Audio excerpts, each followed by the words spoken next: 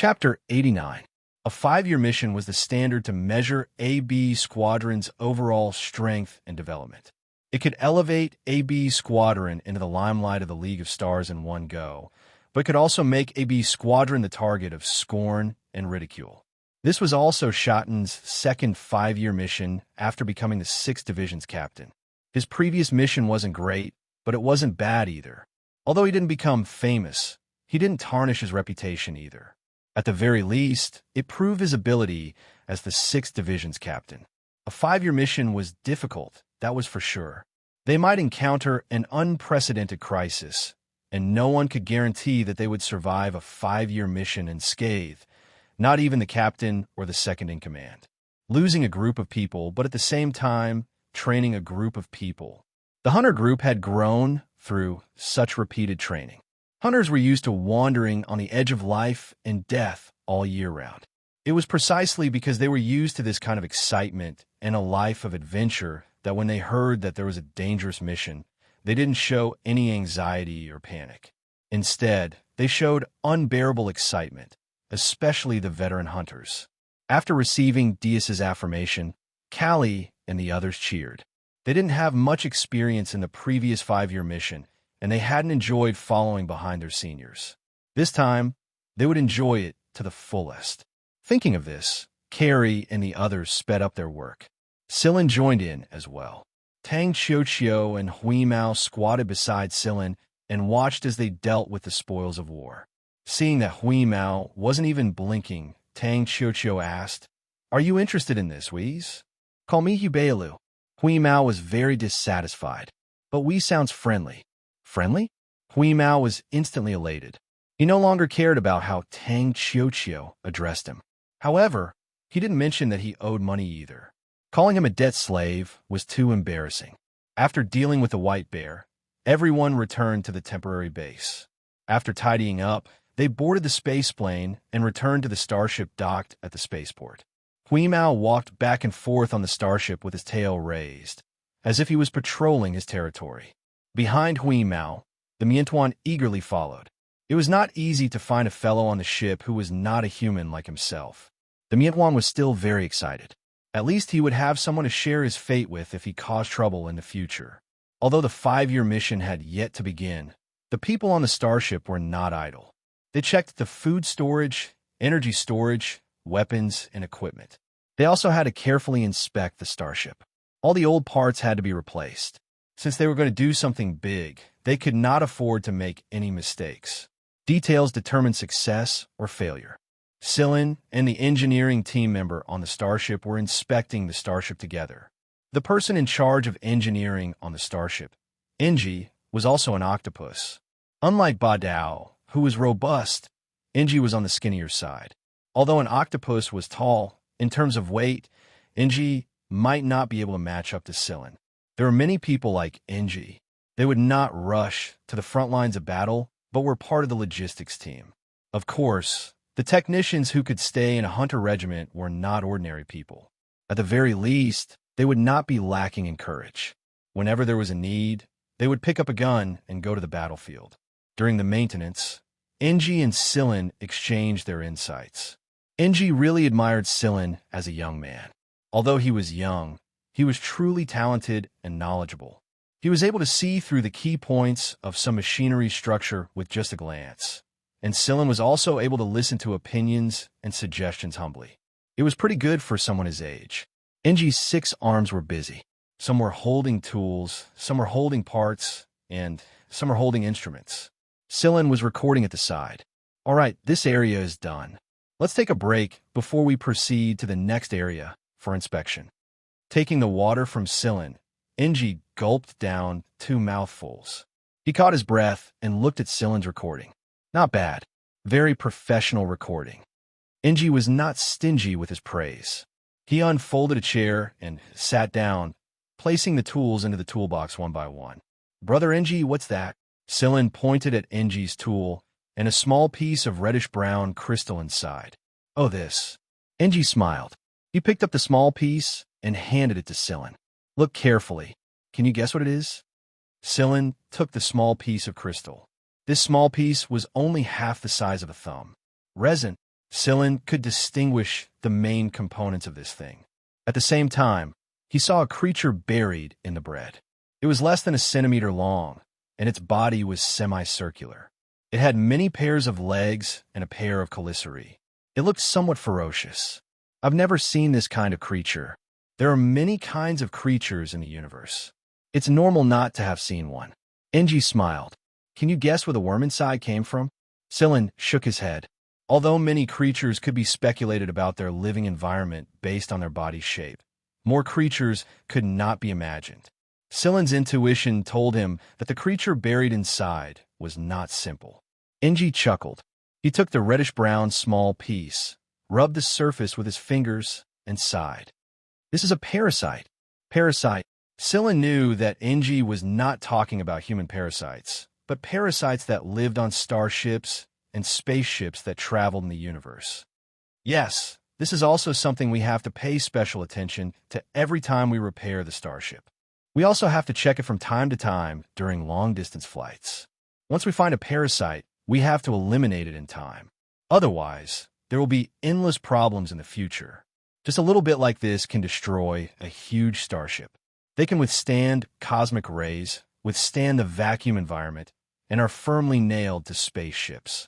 Many of the substances they secrete can corrode spaceships. Although it is not visible for a while, it will be troublesome after a long time. When it is really discovered, it will be too late. Do you know what will happen if a hole suddenly appears on a starship when it is flying in the universe and there is no time to repair it? Scylla trembled unconsciously. How terrifying.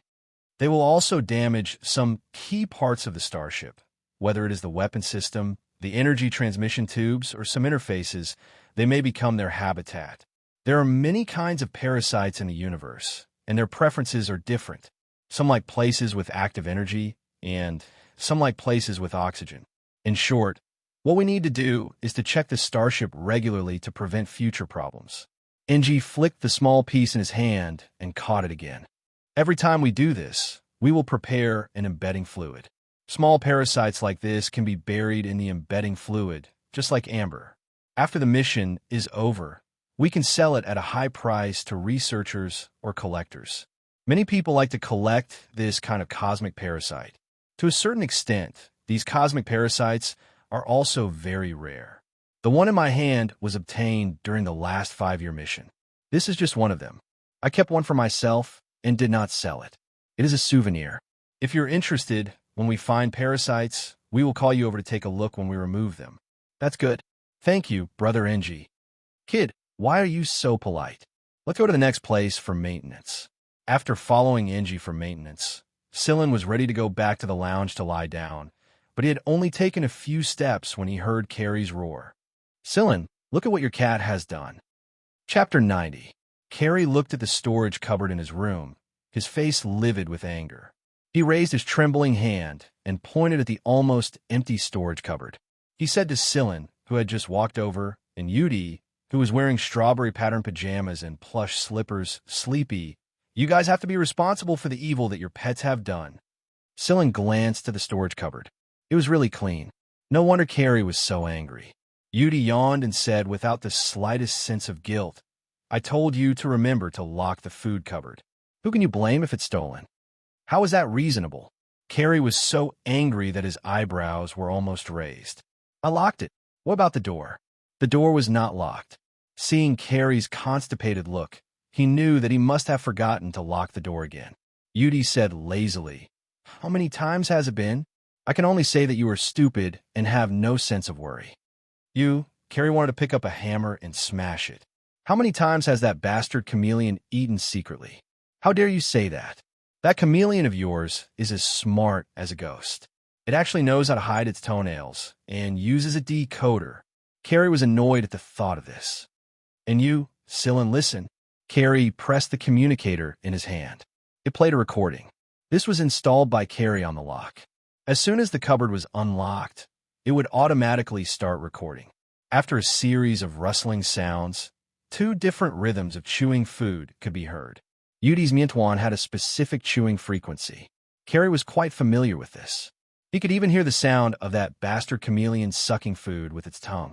It had to be said that the Miantuan was indeed a freak among the chameleons. It had a wide range of diets. It could eat vegetables, eat meat, drink wine, and drink fruit juice. This was not a F*** king chameleon, but a demon from somewhere. No wonder when Scylla first set foot on this starship, when Dias mentioned the Miantuan, the first thing he asked was, what did he do wrong? He recognized the sound of the Miantuan eating, and the other sound should be that of the Huimao. Meow. This satisfied meow after eating and drinking made the veins on Carrie's forehead bulge. Carrie's heart was bleeding. His compressed biscuits, jerky, and fruit pies. Hearing this voice, Scylla's eyes twitched. Meow my ass. You can do bad things, but don't let people know. Are you afraid that people won't know that you're the only cat on the starship? Sigh, that's enough. Scylla patted Carrie's shoulder. When we meet up with the captain, we'll stock up some food. I promise that your cabinet will be filled to the brim. As for that cat, you can treat it as a greeting gift. Maybe when you're in danger, the cat will repay you for saving your life. That kitten that hasn't fully grown yet? Don't judge a cat by its appearance. That little guy is very powerful. Carrie was silent for a while, then waved his hand. Get out of here, you two. I'm going to change the lock. Yudi, tell your Miantuan to hide well. Don't let me catch you. In the past, Carrie used to use fingerprint identification. Later, after the bastard chameleon stole his fingerprint, Carrie reflected on it.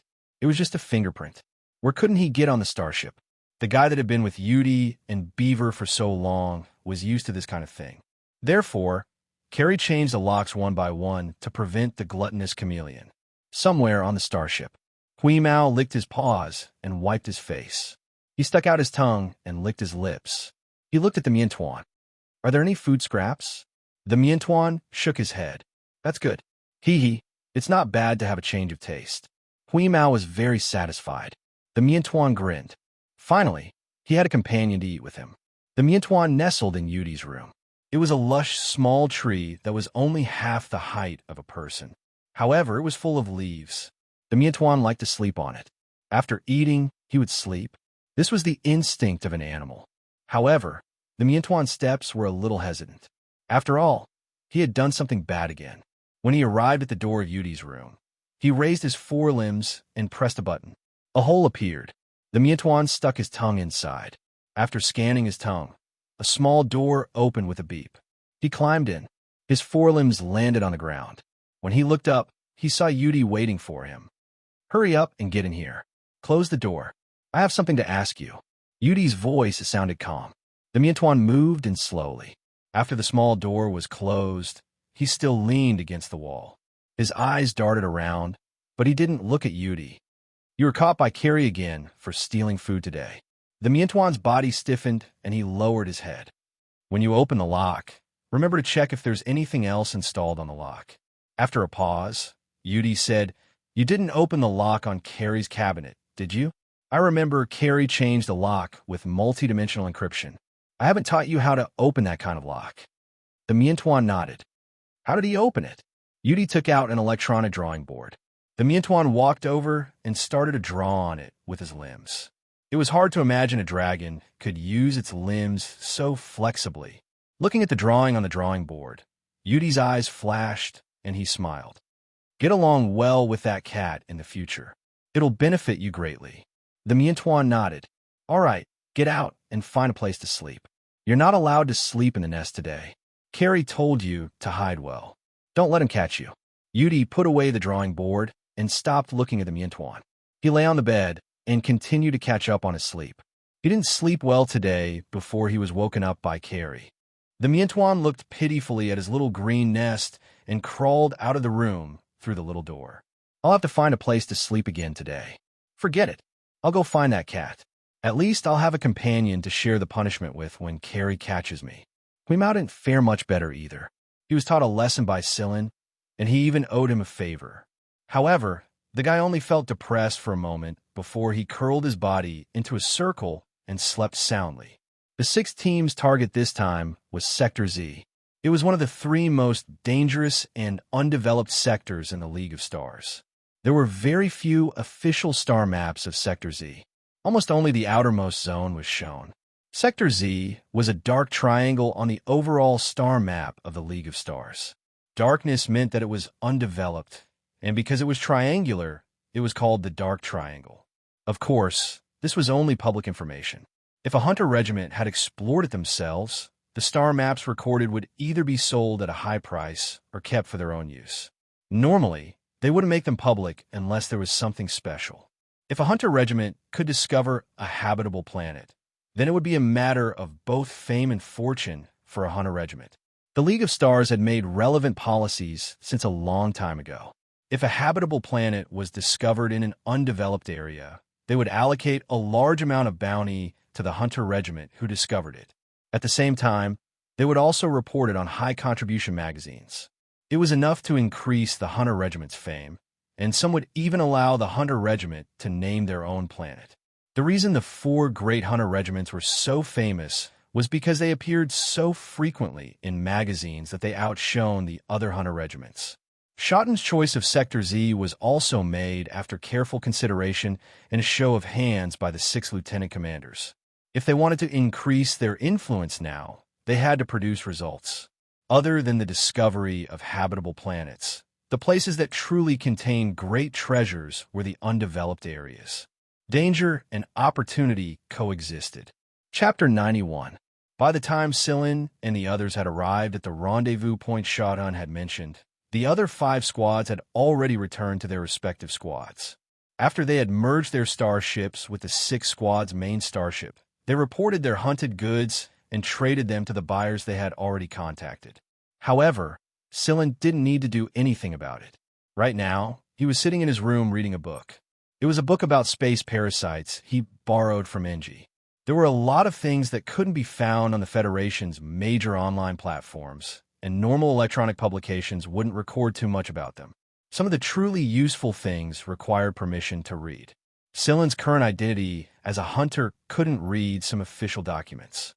Hunters usually kept their belongings to their own people and wouldn't easily make them public. The book in Sillin's hands belonged to Vanguard, and it wasn't announced to the public. This book was more like a notebook. It was something that the person who wrote it down. Although it wasn't the original, at least all the notes were copied exactly the same. Sillin could see the mood of the person who wrote it at the time from the handwriting.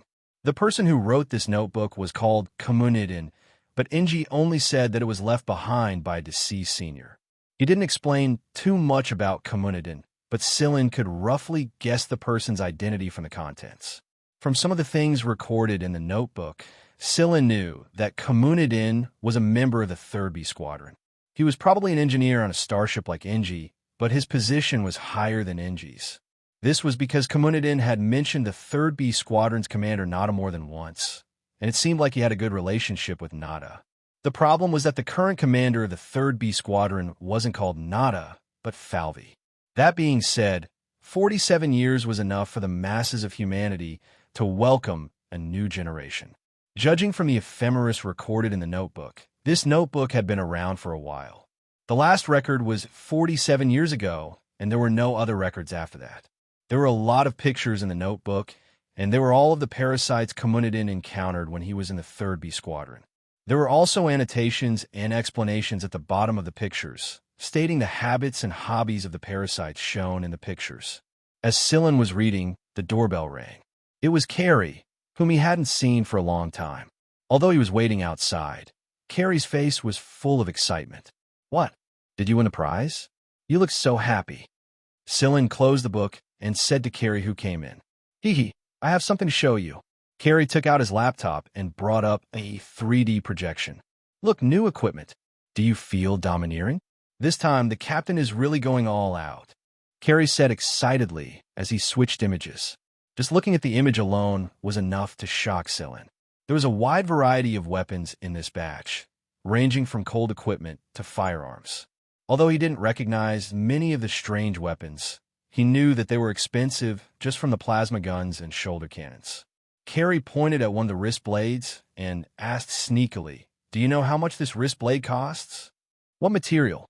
"I don't know, but I asked the lieutenant before, and this is how much it costs." Carrie held up 5 fingers.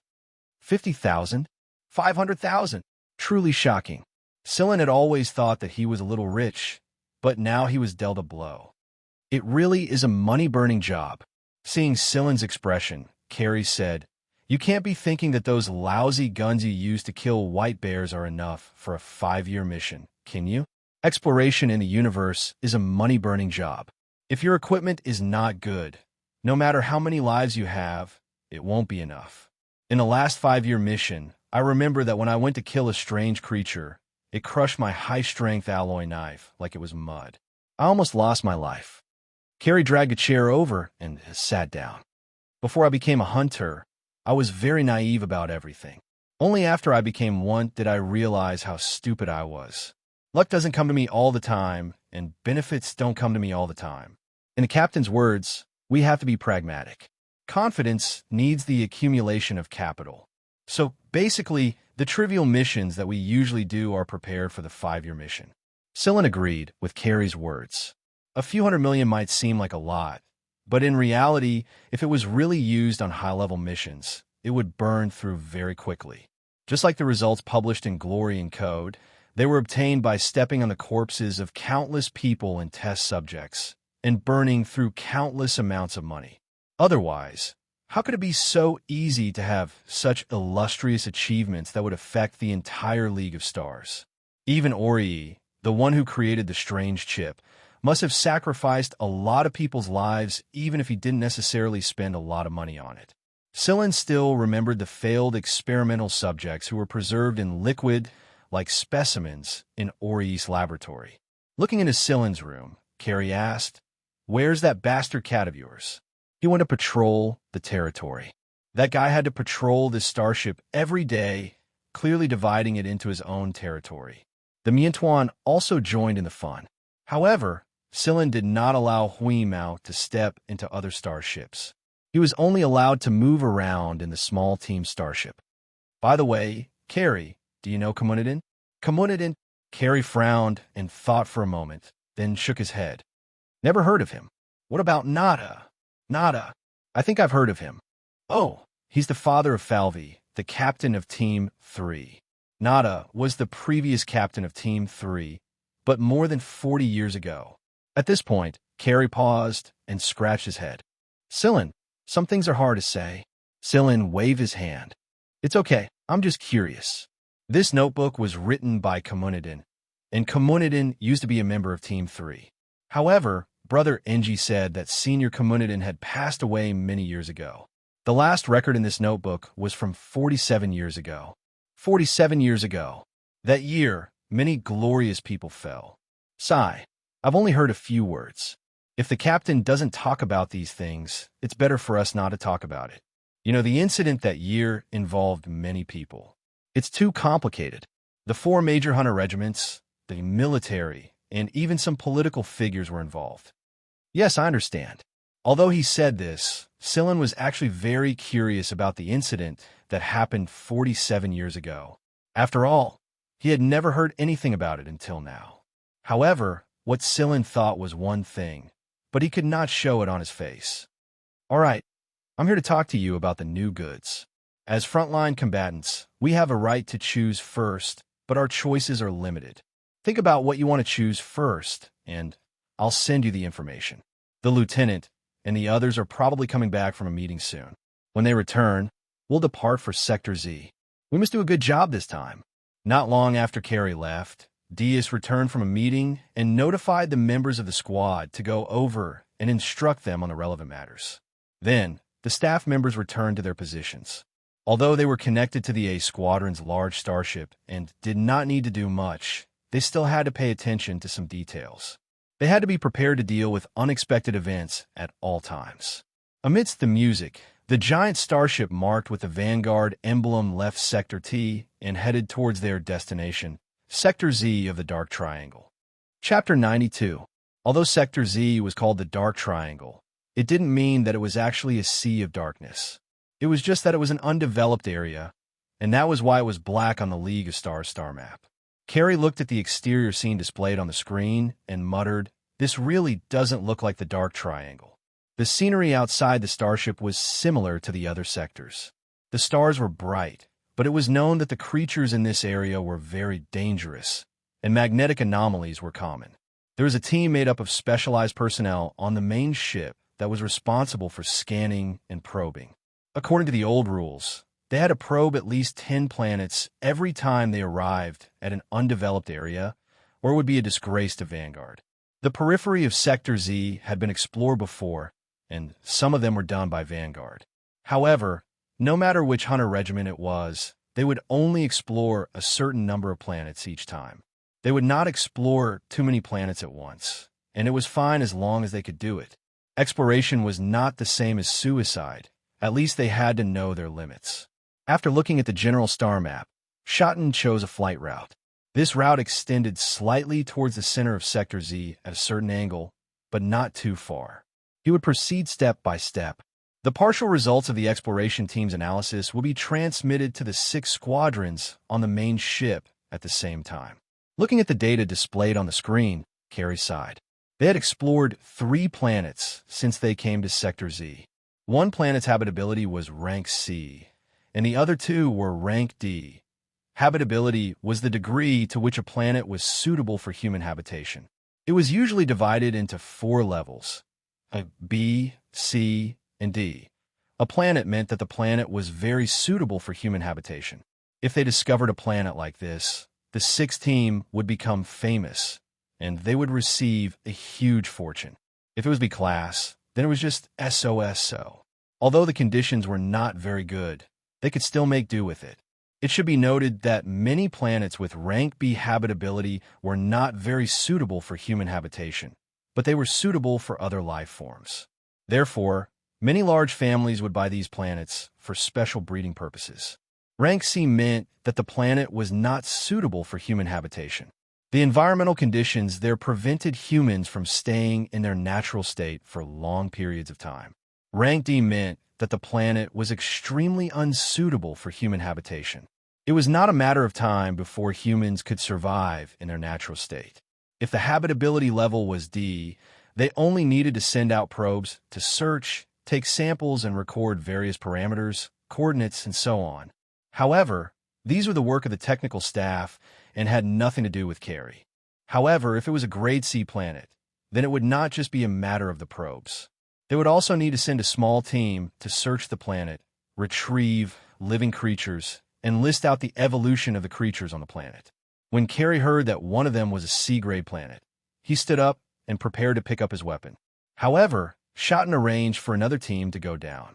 Although they didn't find much, and the evolution level of the creatures on the planet was relatively low, there wasn't even a single high-grade plant. However, Carey felt that it was too idle, and it was fine to go out for a walk. Bored, he glanced at the Miantuan that was rolling around with Huimao not far away. Carey chuckled and grabbed the Miantuan's tail before it could sense the danger and escape. He rolled into a ball. Carey threw the Miantuan like a pinball against the wall. He caught it after it bounced back, threw it again, and caught it again. Seeing this, Huimao's pair of cat eyes widened, and its pupils dilated. Its head swayed along the Miantuan's trajectory, and before the Miantuan hit the wall, it jumped up with a whoosh. Smack! Not bad. Other than eating and sleeping, it seems that you still have some uses. As he spoke, Carey threw the Miantuan that had been smacked back to another angle, and it was smacked back again. He changed the angle again, and it was smacked back again, and again, and again. The man and the cat were having a lot of fun playing there. All teams, attention. A gray B planet has been discovered. All teams, get ready. Smack. The Miantuan was smacked against the wall. Carey and Huimao were attracted by the news, and no one smacked it again. Everyone gathered in front of the screen closest to them, which displayed the results sent by the detection and analysis team. Low atmospheric pressure and oxygen partial pressure, strong radiation. Sigh, it's actually not that bad. It's fine even without the protective suit, Carey said excitedly as he stared at the screen.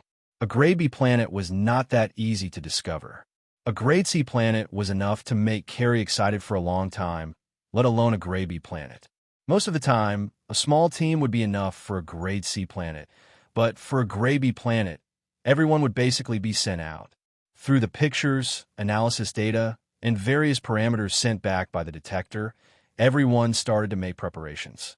Each of his 6 teams had to send out a team in advance.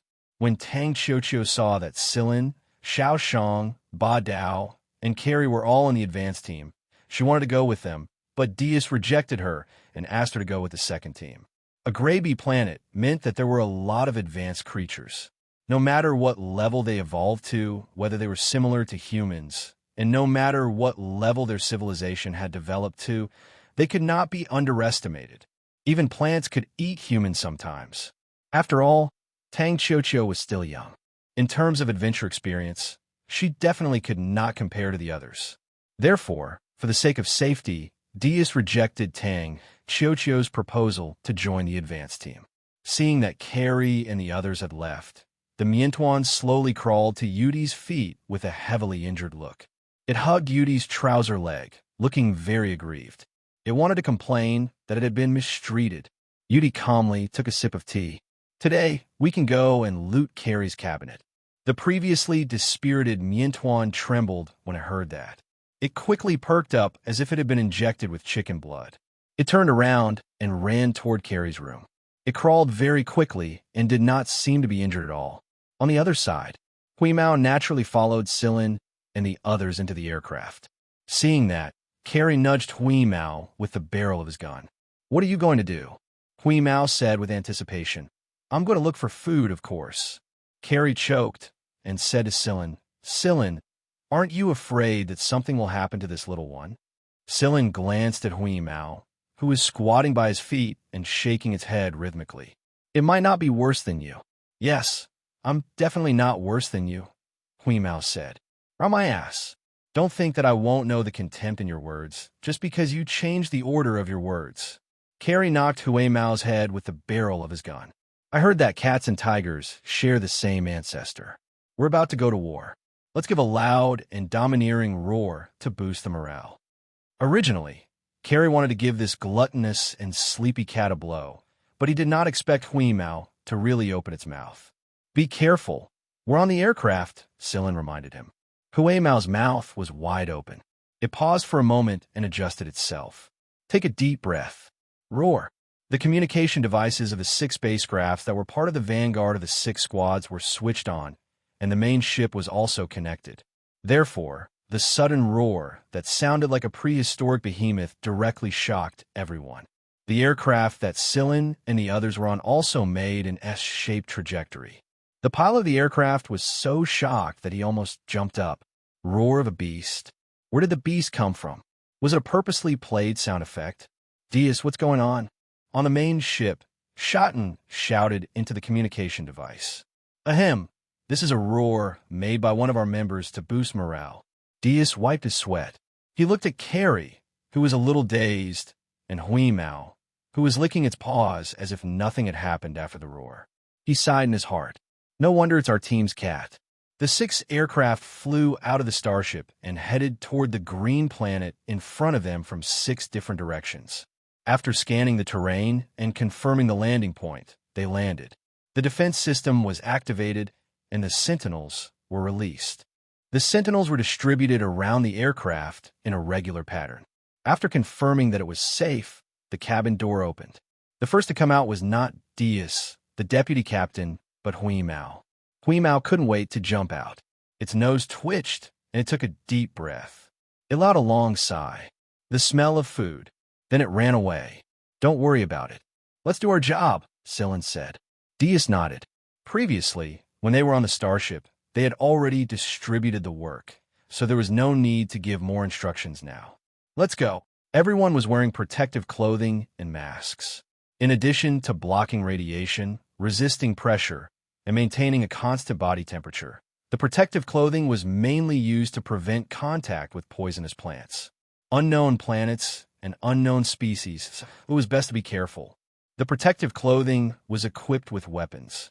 Everyone's equipment was different, so they chose their equipment according to what they were familiar with. There was a scanner attached to the mask, and it had settings such as zoom, filtering, and locking. It provided a variety of vision while also locking on to the target.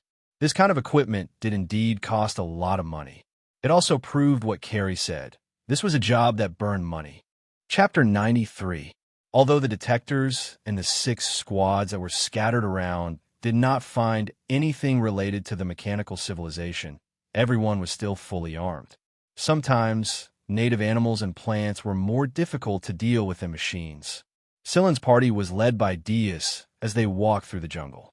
The reason why this planet looked green was because there were many jungles. The trees were many and dense, and many species had never been seen before. The collection and analysis of the plant species was done by the detectors, and Silen's party would collect the information of the animals according to the situation.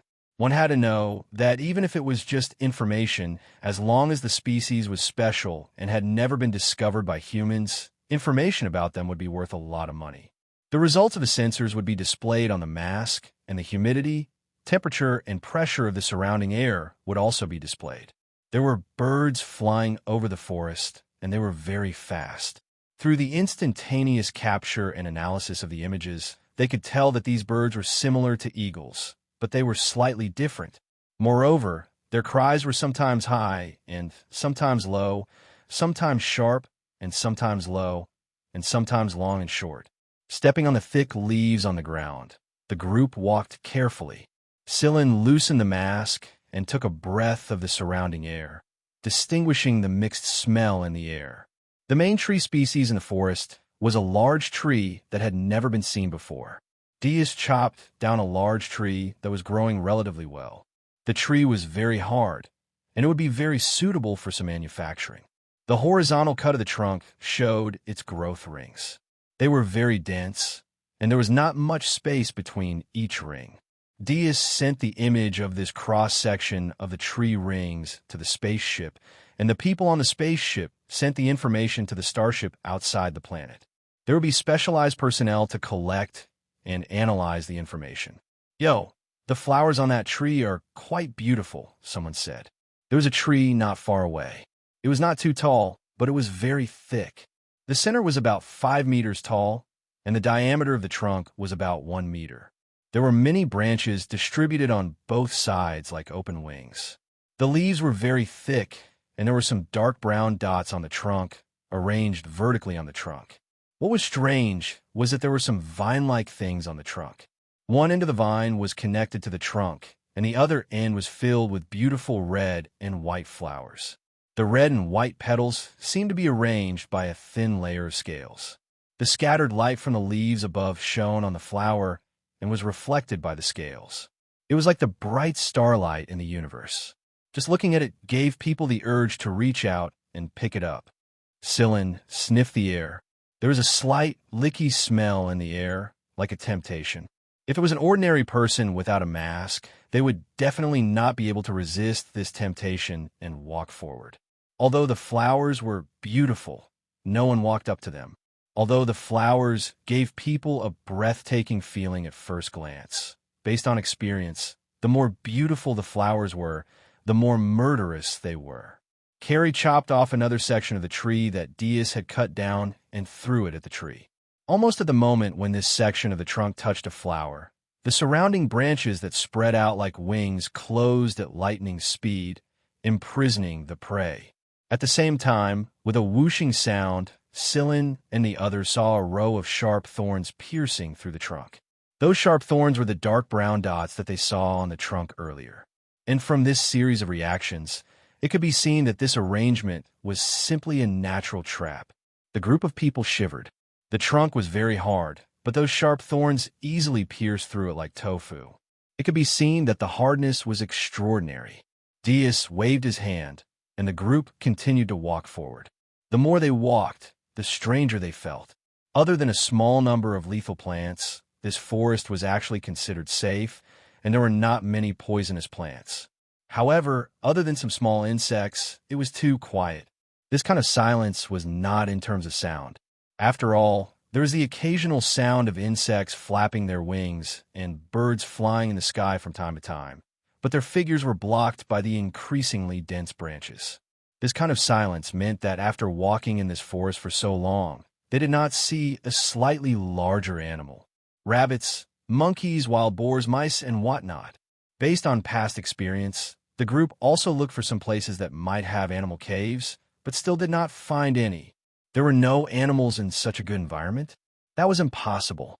Some of the images taken by the probes in space around the planet had seen a few large and ferocious animals. It could be said that although this planet did not develop a mechanical civilization, the species' evolution had also evolved to a relatively high level. Deus was puzzled, and he had an inexplicable sense of crisis. He had always trusted his intuition, and his intuition told him that this situation was very bad. They were now deep in the forest, and the deeper they went, the more they felt that there was a big mouth waiting for them. While the group was thinking, the sensors sounded an alarm. Through the scanning area displayed on the masks, the group discovered that some things were coming towards them. There were more than 30 of them, which was 3 times the number of people they had, and they were moving very fast. Without needing Deus to say anything, the group formed a formation, and the weapons in their hands were ready.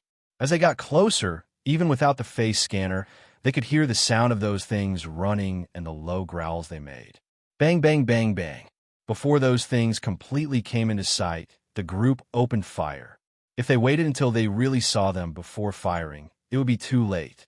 Everyone was an experienced hunter.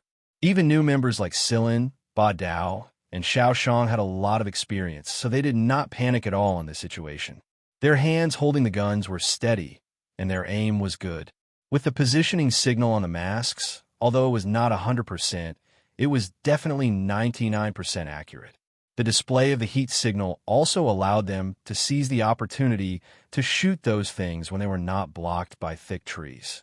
After so many years of experience, they tried to minimize the wastage of ammunition. However, this time they had no choice. After shooting those things, they didn't die.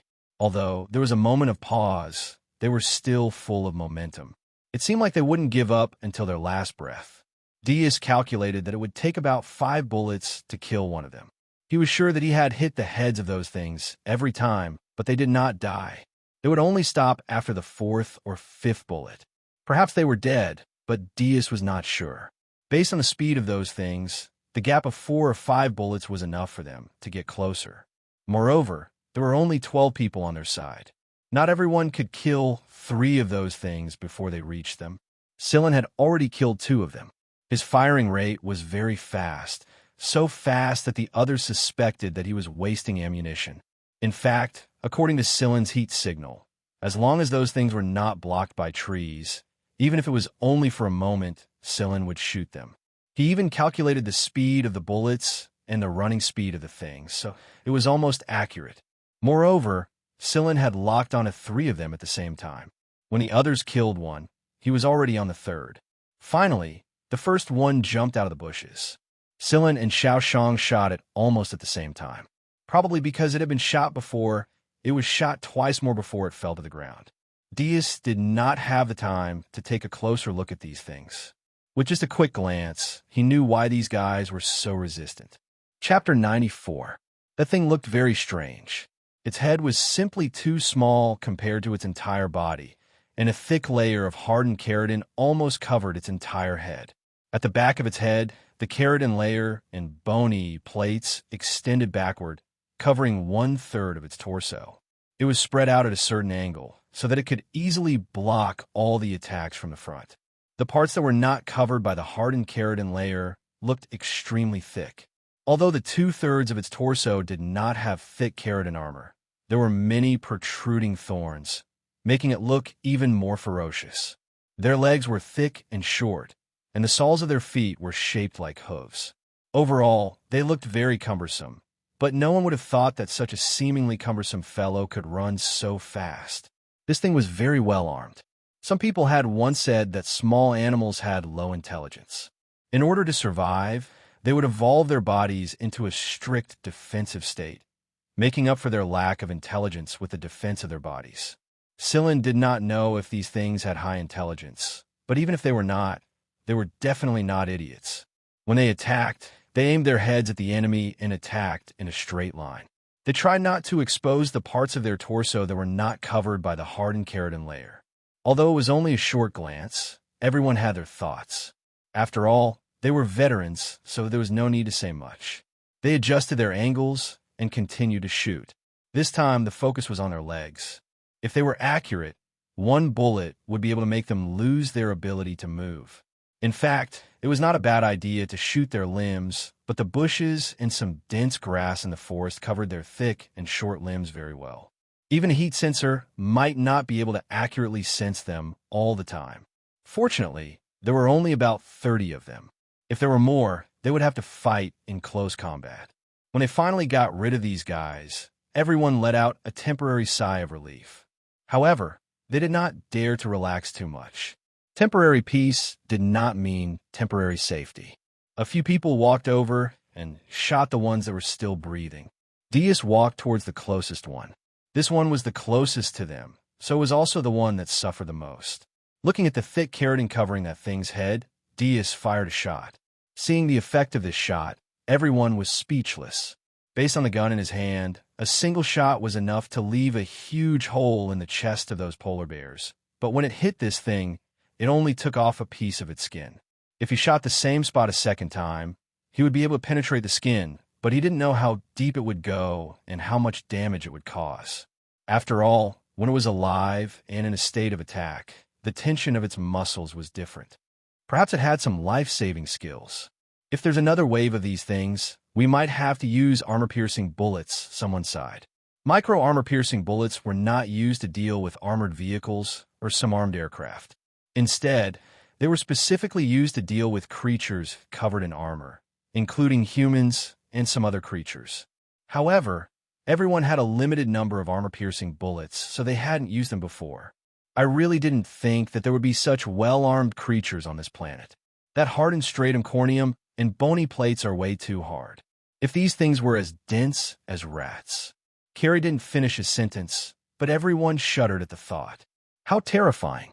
As Carrie spoke, the detector sounded an alarm again. This time, it sounded very urgent. This alarm meant that a foreign life form was approaching. It was the same as the previous alarm, but the previous alarm didn't sound this urgent. What's going on? Someone said. Everyone entered a state of high alert. But not long after, black bugs the size of a fist burrowed out of the ground. These bugs crawled out of the places where the dead creatures were lying. The black bugs burrowed into the wounds of the horny creatures. Not long after, a large number of black bugs wrapped around the creatures, and then the pile of creatures shrank at a speed visible to the naked eye. When these bugs finished eating and burrowed back into the ground, all that was left was a layer of stratum corneum and bone. These were the forest cleaners. As long as any animal died, they would burrow out of the ground and eat the dead animal. Then, they would return to the ground and hibernate, waiting for the next feast. Carrie let out a long sigh of relief. That scared me. As soon as he said that, the alarm sounded again. This time it wasn't urgent, but that didn't mean it would be easy. F***CK. There's no end to it. Carrie said angrily. Sillin frowned. He had just heard the sound of a bird. Although it wasn't loud, probably from distance, and it was short, it was definitely the kind of bird he had seen before.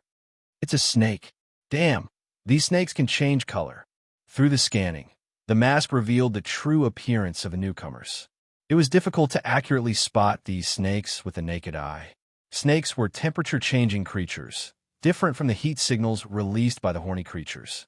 But the scanning device still displayed them perfectly on the mask, so everyone could know the specific location of these snakes. F***CK.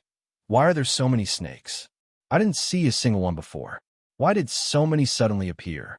That's right, why? Everyone was puzzled. But while they were puzzled, they still had to deal with it. Since it was just snakes, there was no need to retreat. Don't use the flamethrower. Use ultra-low temperature condensation, Diaz said. Got it. Everyone took out a tube-shaped object. When the snakes came within 15 meters of them, they pressed the button on the tube, and white mist sprayed out. When the snakes came into contact with the white mist, they instantly hardened and froze. If the snakes behind wanted to come over, they could only go around the frozen snakes in front. Because even if they hadn't come into contact with the frozen snakes, the previously active snakes couldn't take it anymore. The temperature was too low. With the ultra-low temperature condensation, it didn't take much effort for the group to freeze the snakes. After the snakes were frozen, they smashed them with telescopic sticks. Looking at the white chunks that were smashed on the ground, Diaz waved his hand and continued forward. But after a few steps, the alarm sounded again. One wave had just subsided, and another wave had risen. It was the horny creatures from before. But this time, there were more of them, no less than 100. Carrie looked at the miniature submachine gun he was carrying and sighed. The bullets of the submachine gun were really useless against these creatures. It was better to change to armor-piercing bullets. Retreat, Diaz said immediately. This kind of environment was too disadvantageous for them. At the same time, Diaz also sent out a distress signal, asking for help. He also sent some information about these horny creatures. Outside the planet, on the starship, Schotten looked at the situation of the 6 teams on the screen. Of the 6 teams, 3 had sent out distress signals. Schotten estimated that the remaining 3 teams wouldn't have it easy either. It was only a matter of time before they called for help. Second team, get ready. After giving a few instructions to the people beside him, Schotten took his equipment and went to support the second team. Chapter 95. In the forest, Diaz opened the subspace container in his hand and took out the ammo inside for everyone to replenish. Logically speaking, subspace containers on planets with a habitability rating of A and below would be unstable. Therefore, most people would only use subspace containers on habitable planets. For planets with a habitability rating of B and below, opening a subspace container would involve different degrees of risk. Even so, Diaz still opened it. If they did not replenish their ammo, it would be difficult for them to have time to replenish their ammo once they started fighting. Fortunately, the activation went smoothly. Although there were some effects and it was not very stable, they were able to take out the items. Vice Captain, it's not just one side that has those things, Xiao Shang exclaimed.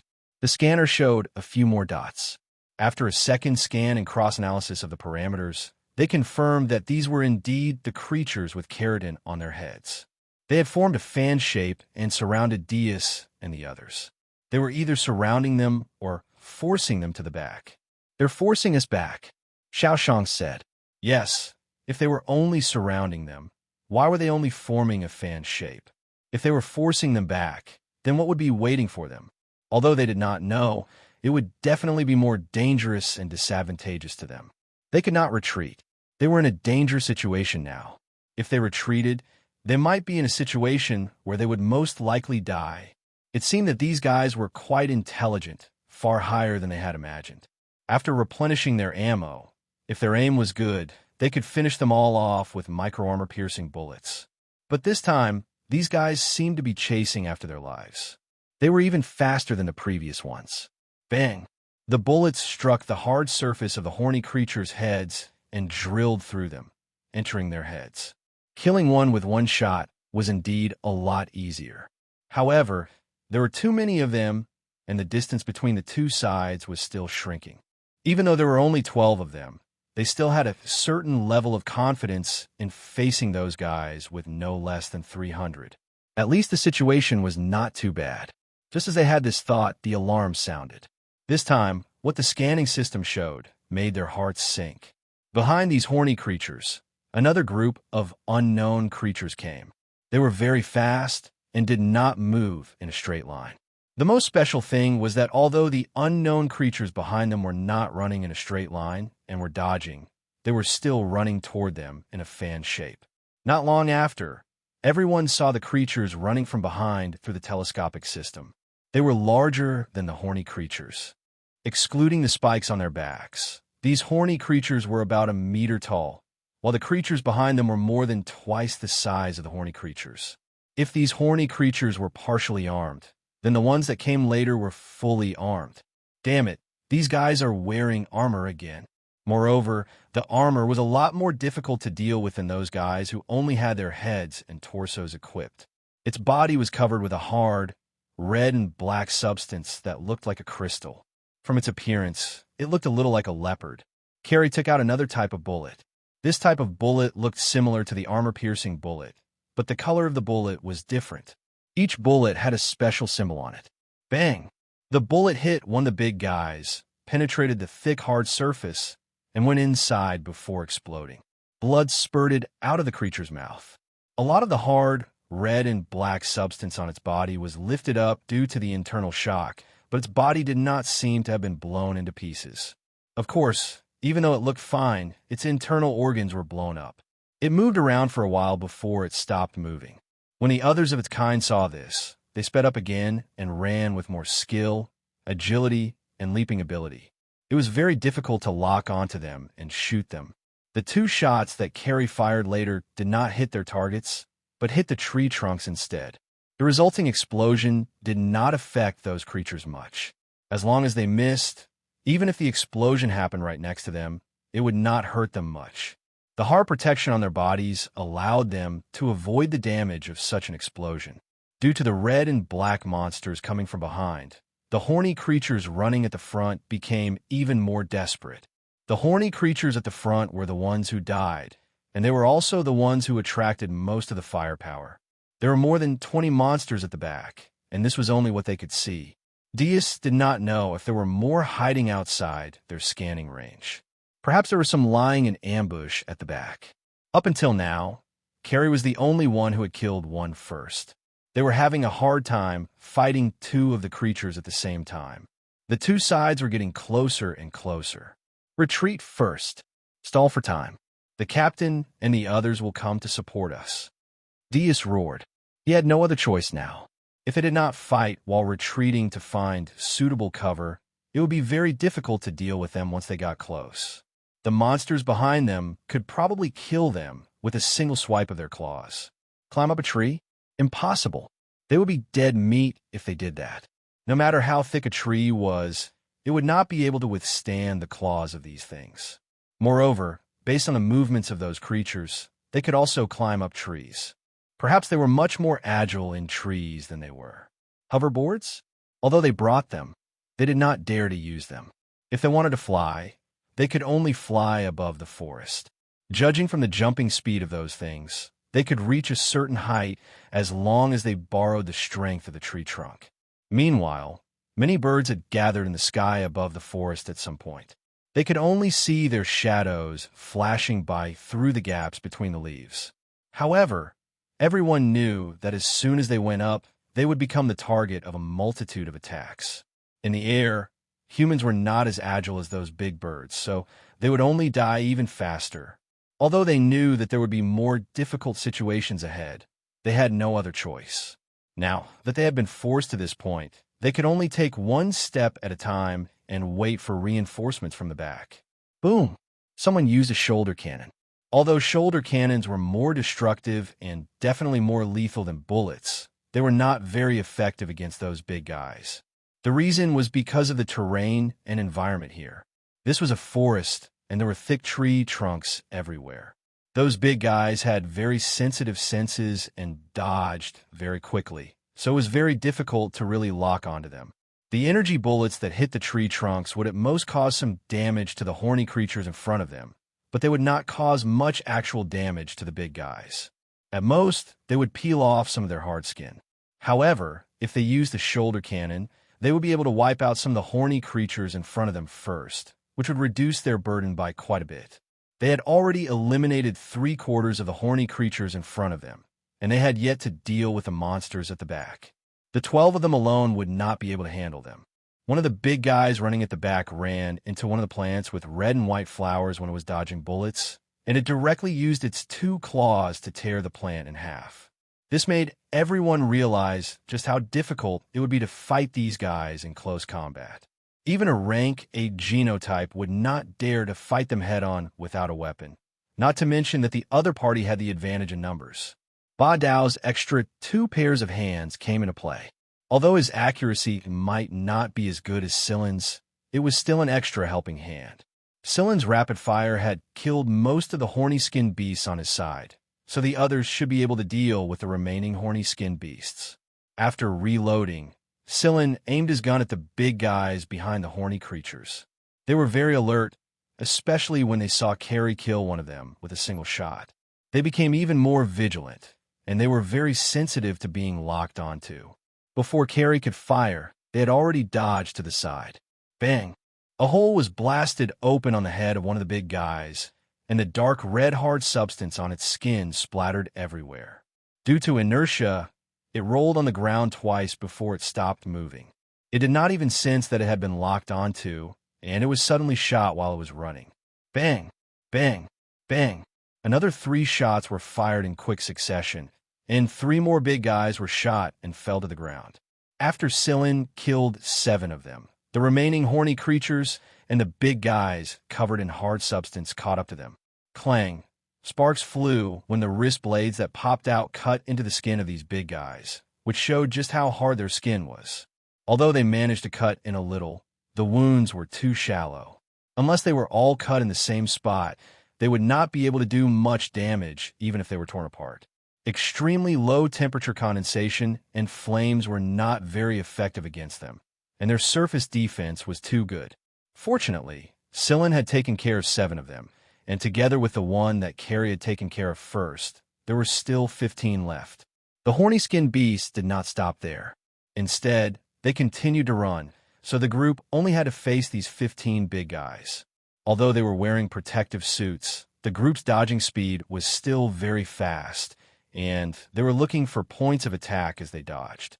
Perhaps they knew that Silin posed the greatest threat to them, so 3 of them attacked Silin. Using the recoil from the wrist blades hitting their bodies, Silin jumped up and fired a shot into the mouth of one of the big guys that was pouncing at him. The impact from the bullet's explosion lifted countless small pieces off its hard surface, and dark red blood and internal organ fragments also sprayed out of its mouth. After that shot, Silin did not stop.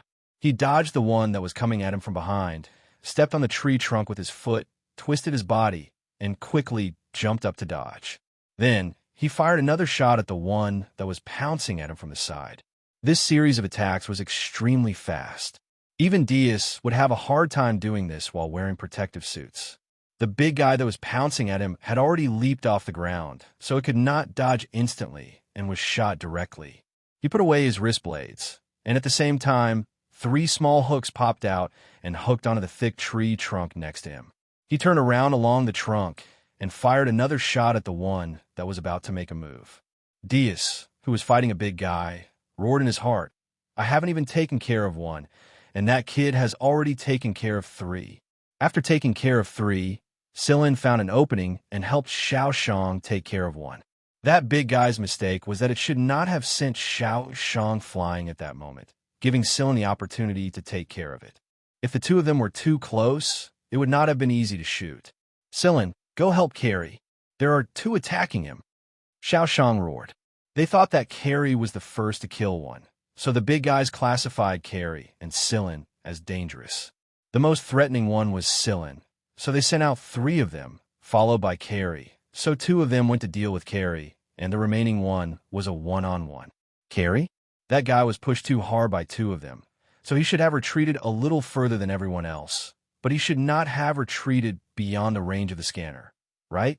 In terms of flexibility, Carrie was not as good as Silin, so the only thing he could do was to prevent the 2 from attacking him from the front and back. However, this guy could not have retreated so far that he could not even see his shadow, right? Chapter 96. The further he went, the denser the grass became. From the knee-high grass, Silin followed the traces left behind by the creature. It didn't take long for him to see a dead alien beast covered in black and red scales.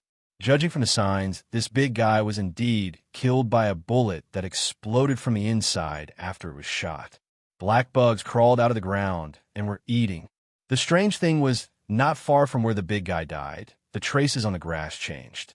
They looked like they were dragged. There were many broken vines in the surroundings. Although these vines weren't thick, they were very tough. The broken parts of the vines weren't smooth, and it looked like they were forcefully broken. After tracking for a while, Silin saw another big fellow. It had also been shot and died from an internal explosion. From this point onwards, there were clear signs of struggle in the dragging traces. Pushing aside the grass, Silin discovered 3 deep scratches on the ground. They were probably left behind by Carrie's claws when he was being dragged by the vines. Just a few steps later, Silin found a severed vine in the bushes. The cut was very smooth, so it should be Carrie who cut it with a knife. Further ahead was a steep slope. Below the slope was a green river. The river wasn't wide, but the current was very fast. Scylla found Carrie's gun on the slope. Carrie must have rolled down the slope and fell into the river. The protective suit was waterproof, but after all this, Carrie's protective suit must have been seriously damaged. The positioning device on his body didn't respond either. Scylla turned on the communicator to leave a message for Diaz, but he found that the communicator was buzzing and the signal was in chaos. What's going on? Forget it. Let's not worry about it for now. Scylla had installed a message button at the slope. If Diaz and the others had finished their business on the other side and followed the trail here, they would definitely discover this button. Scylla exhaled and looked down the river, hoping that Carrie was still safe. How is Carrie now? Carrie's current situation was very bad, very bad. When he was chased by the two big guys, his feet were tied up by the vines under the grass. But thanks to these vines, the speed at which his feet were tied up was very fast. Carrie didn't need to pay attention to his feet. He could focus on the two big guys behind him. The two big guys were obviously also troubled by the vines, which gave Carrie an opportunity to take advantage of. Otherwise, with the speed of those two beasts, they wouldn't have been destroyed so easily. However, success was due to vines, and also due to vines. Carrie's protective suit was torn by a big guy, but he wasn't scratched. When the vines wrapped around Carrie, the capillaries on the vines pierced through Carrie's skin, which was not protected by the protective suit. The neurotoxin penetrated deep into Carrie's body, so when Carrie cut the vines, his consciousness was already blurred and he was in a trance. After staggering a few steps, he rolled down the steep slope and fell into the river. Before falling, Carrie pressed the life button with difficulty, and a life buoy surrounded him. He didn't know how far he was washed away, but Carrie's A-rank genes played an advantage, and the trance caused by the neurotoxin in his body began to lessen. If a person below C rank suffered from this toxin, they probably wouldn't last long before dying. After recovering some consciousness and physical strength, Carrie pressed a device on his arm, and a drill with a rope flew out. The drill shot into the stone wall next to the river and drilled into it. Then the rope retracted and pulled Carrie to the shore. After climbing ashore and retrieving the drill in the stone wall, Carrie looked above the stone wall. Above it was the forest, similar to the steep slope that he fell down. However, Carrie planned to stay here for the time being. What if he went up and encountered those big guys again? He didn't know if the communicator was broken or there was no signal, but there was no response. Taking a breath, Carrie looked at the dark green river. The river was a bit strange. The speed of the river had decreased a lot, and it was almost flat. Carrie saw a bunch of egg-sized emerald green objects floating towards him from the river. Although his vision wasn't as sharp as usual due to the neurotoxin's influence, Carrie was sure that there were no such things just now. The emerald green objects on the river's surface increased, and they gathered toward Carrie. F*CK. No matter how confused Carrie was, he knew that these things were not good. He flicked the drill hook again and threw it toward the steep slope above the stone wall. After pulling it up the slope, the claw hook popped out from his wrist, and he climbed up the slope bit by bit. What if he accidentally fell down again? After climbing up the slope, Carrie lay on the ground beside a large rock. He felt like a puddle of paste, and he had no strength left. Although the symptoms of the neurotoxin had lessened, and his consciousness was much clearer, he still felt weak all over. He didn't know where the firearms on him were. If he encountered those hard black and red alien beasts again, only death would await him. In his current state, it was difficult to even cut a fruit with his wrist knife. As Carrie was thinking, he heard a familiar low growl. It was the kind of growl that was slow and rhythmic like breathing. Auditory hallucination? He listened attentively and raised his head. What a tragedy. Carrie wailed in his heart. He had just thought of these guys, and they had appeared. 1, 2, 3, 6. What happened to Diaz and the rest? Why were there 6 of them here? If it was possible, Carrie wanted to grab the cannon and fight it out with these guys. He would die without regrets. However, the current situation made him feel very unwilling. The 6 black and red alien beasts were not in a hurry to pounce on Carrie. Instead, they slowly walked towards him. Their gazes made Carrie feel like he was a stupid monkey for others to watch. Gazes? Carrie looked carefully. Indeed, The gazes in their eyes were not like those of ordinary animals, but more like the eyes of humans. That was called, yes, spirituality. That was what Yudi said. Seeing the 6 big guys slowly approaching, Carrie slowly propped up his upper body, leaned his back against the rock, and flicked out his wrist knife. In fact, his entire arm, which was connected to the wrist knife, was trembling. The neurotoxin had not been completely cleared, and his muscles were still twitching. However, there was still a grenade in the bag at his waist. In such a situation where death was certain, some people would choose to commit suicide, but not Carrie. He would fight to the end, even if he had to die together with his enemies. This was his belief, the belief he had chosen when he walked the path of a hunter. Seeing Carrie flick out his wrist knife, the 6 big guys revealed looks of disdain. "Come on, you ugly guys." When they were within 10 meters of him, Carrie's other hand without the wrist knife turned to the grenade, ready to press the button. Roar, a long roar, like the roar of an ancient giant beast. The sound wave almost burst Carrie's eardrums. However, hearing this sound, Carrie almost cried. A gray figure flashed. Bang! Out of the 6 exotic beasts, 1 was sent flying, 1 was stepped on, and the other 4 were forced 20 meters away by the sound waves coming straight at them. The streamlined body glowed with a metallic luster, with a different kind of elegance, looking down at the 4 black and red alien beasts 20 meters away. Chapter 97. Carrie stared blankly at the gray fellow in front of him that was even bigger than the red and black exotic beasts. From its appearance, it looked a little like a cheetah and a little like a lion. Its skin had a metallic luster, but it felt very soft, like liquid metal. Moreover, it didn't look as ferocious as the red and black exotic beasts. However, why did that sound so much like that gluttonous Weemow? In the roar, just now, the high-frequency sound waves were only directed at the red and black exotic beasts and not in Carrie's direction. Otherwise, based on Carrie's current state, he would probably die on the ground with blood flowing out of his orifices. This big fellow with a metallic luster knocked a red and black exotic beast into the air and even stepped on another one under its claws.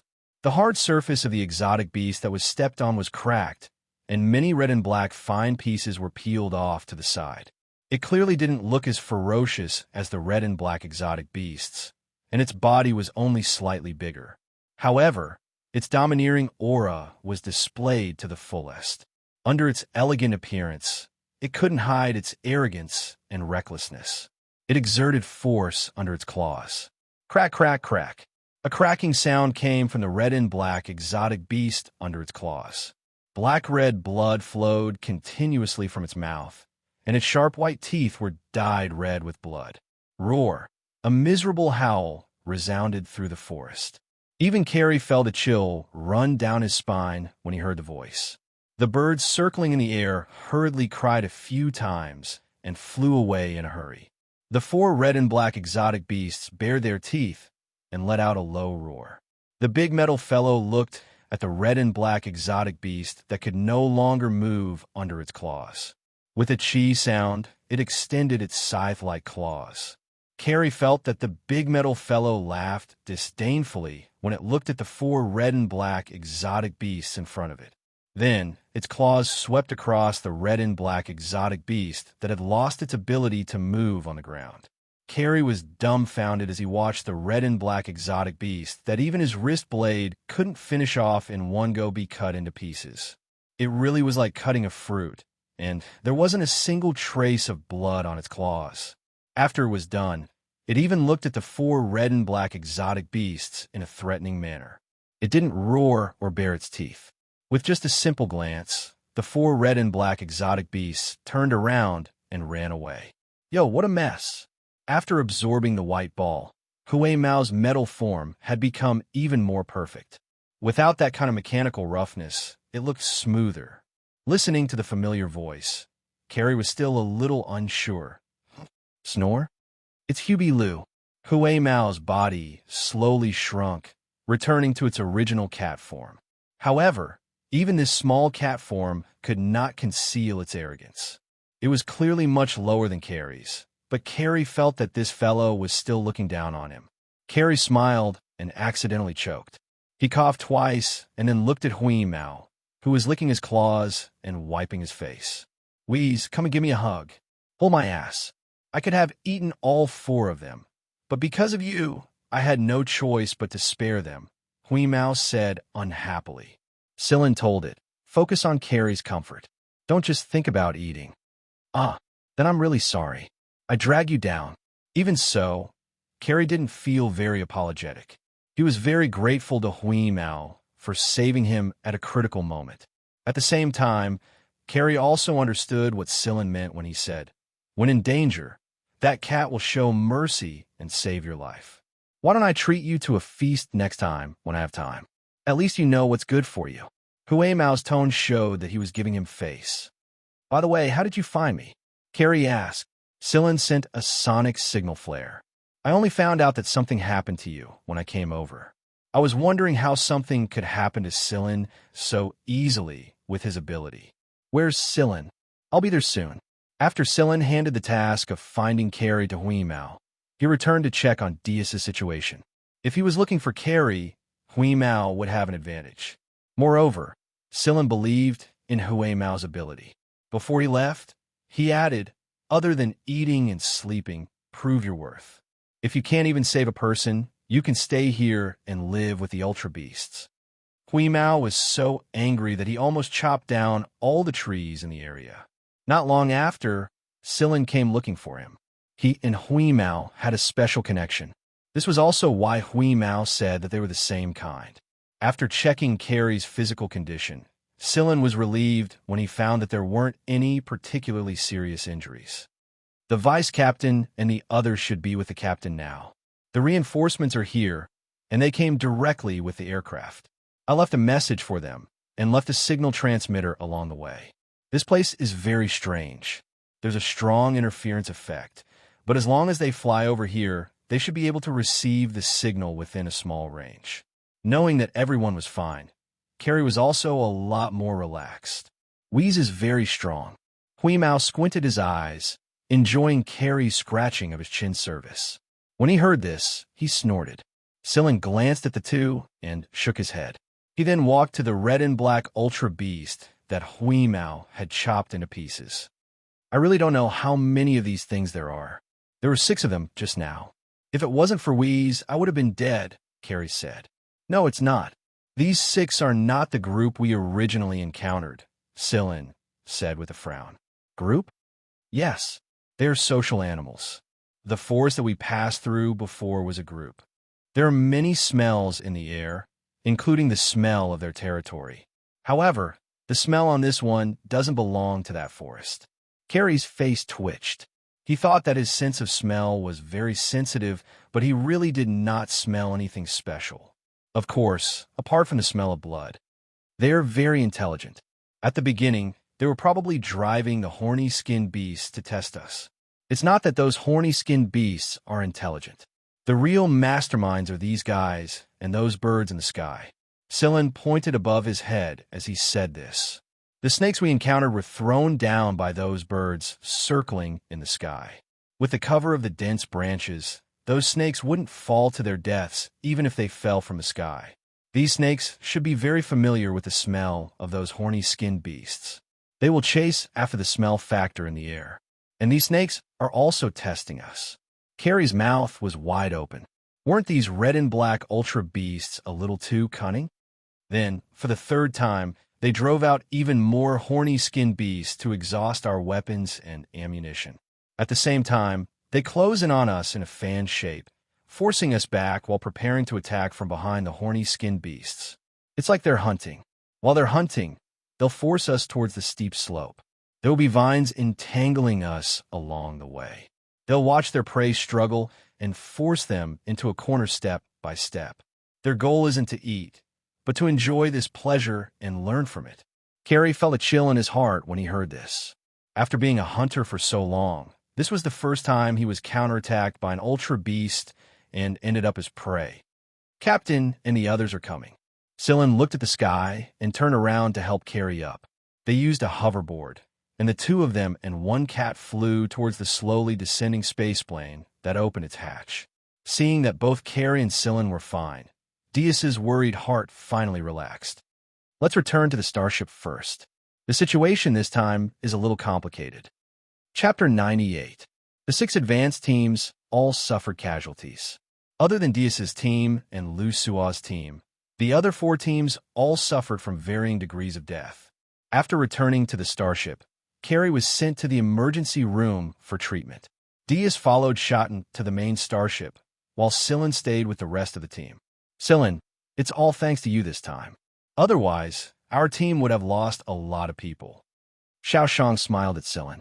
His face was filled with exhaustion and joy. Not long after Sillin left, Shotten brought the others over in a space plane. The remaining red and black exotic beasts stopped fighting and quickly fled. Sillin waved his hand.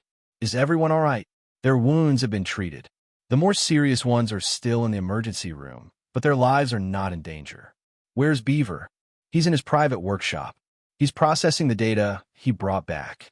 A copy of the data was sent to the technical analysts on the 6 team's main starship for analysis. However, Beaver was itching to do the analysis himself. Sillin went to Beaver's workshop and knocked on the door. Generally speaking, Beaver did not like to be disturbed when he was working. Therefore, the doorbell was set to silent, so Sillin could only knock on the door. After knocking for a long time, Beaver finally opened the door. His eyes were bloodshot. It seemed like the data analysis was not going well. What? Beaver asked weakly. It was too mentally exhausting to analyze so much data in such a short period of time. Moreover, it was still chaotic. He kept feeling like something was missing.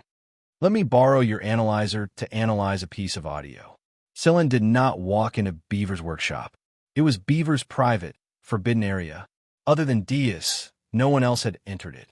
Even the 6 team's leader, Shotten, was not included. Audio? What audio? There were some audio recordings in the information Dias and the others collected, but they were all the sounds of the horny-skinned beasts and the red and black exotic beasts. It's a bird. Beaver's eyes flashed. Go sit in the cubicle next door. I'll analyze it immediately. Nodding, Sillin walked to the cubicle next to Beaver's studio. Hey, why are you being so secretive? Why aren't you letting me in? Hui Mao followed Sillin in and jumped onto the table, asking Sillin to pour him a glass of juice. After licking it twice in a picky manner, he raised his head and said to Sillin mysteriously, Do you want me to eavesdrop and see what data you're processing? Eavesdropping? You can find out what he's dealing with through listening? Sillin was surprised. Hui Mao raised his head as if he was the #1 expert in the world. Of course, all machines will make a specific sound, and the data they process will be spoken through language. It's just that you guys don't know about it. You guys can only know the calculation results and part of the process that are displayed on the screen. Then wouldn't we be able to eavesdrop everywhere as long as we invent a device that can receive and translate this machine language? Hearing Sillin's words, Hui Mao looked at him with disdain. Let's not talk about whether or not those low-grade machines can hear. Even if they can hear, they might not be able to understand it. For example, can you understand the indigenous language of those remote planets? In other words, the language produced by different machines is different. But why can you understand it? Agreeing with Hui Mao, Sillin knew that it was not easy to understand that kind of machine language. Otherwise, the League of Stars would have invented that kind of eavesdropping device a long time ago. There was something else that Sillin was puzzled about. Beaver Studio had very good soundproofing. So how did Hui Mao hear it? Or could it be that this kind of machine language was not sound waves? I don't know. I just know that they are talking, and I can understand them. This is the ability of the miracle life of the universe. Sillin rubbed his chin. Just as Hui Mao was about to float with pride, he grabbed one of its ears and changed the topic. Actually, you're hiding something from us, right? What? No way. Hui Mao's arrogance was blown away by Sillin's words. You're trying to cover it up. I know what you're thinking in your head the moment you move your ears. Nonsense. How is that possible? Hui Mao tried hard to control his ears and maintain a normal state. Look, your whole body is tense, as if I have seen through your thoughts. Sillin pressed a button, and a mirror appeared on the wall. In the mirror, Hui Mao looked like he was frozen and was suspiciously stiff. You don't even know how to lie. You are so stupid. You call yourself a centuries-old cyborg life form. Hui Mao opened his mouth and tried to relax his body. Then he hugged his head on the table and curled his body into a ball, ignoring everyone. Looking at this guy's awkward look, Sillin flicked the tip of Hui Mao's ear in amusement. All right, don't be shy. This is also a learning process. If you meet some crazy researchers, they will dig out all your information with just a few words and then dissect you in detail. Sillin didn't want to scare it, but some of the researchers in the League of Stars were too crazy.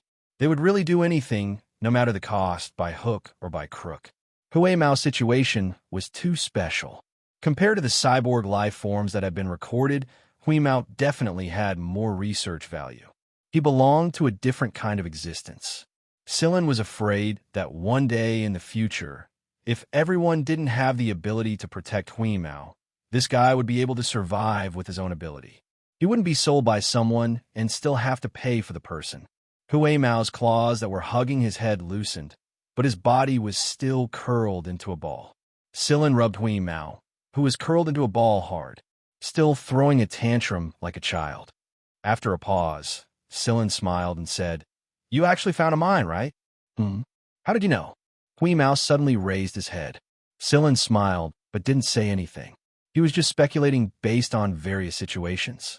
As for what exactly it was, he didn't have conclusion. However, since Hui Mao had this reaction, it was true.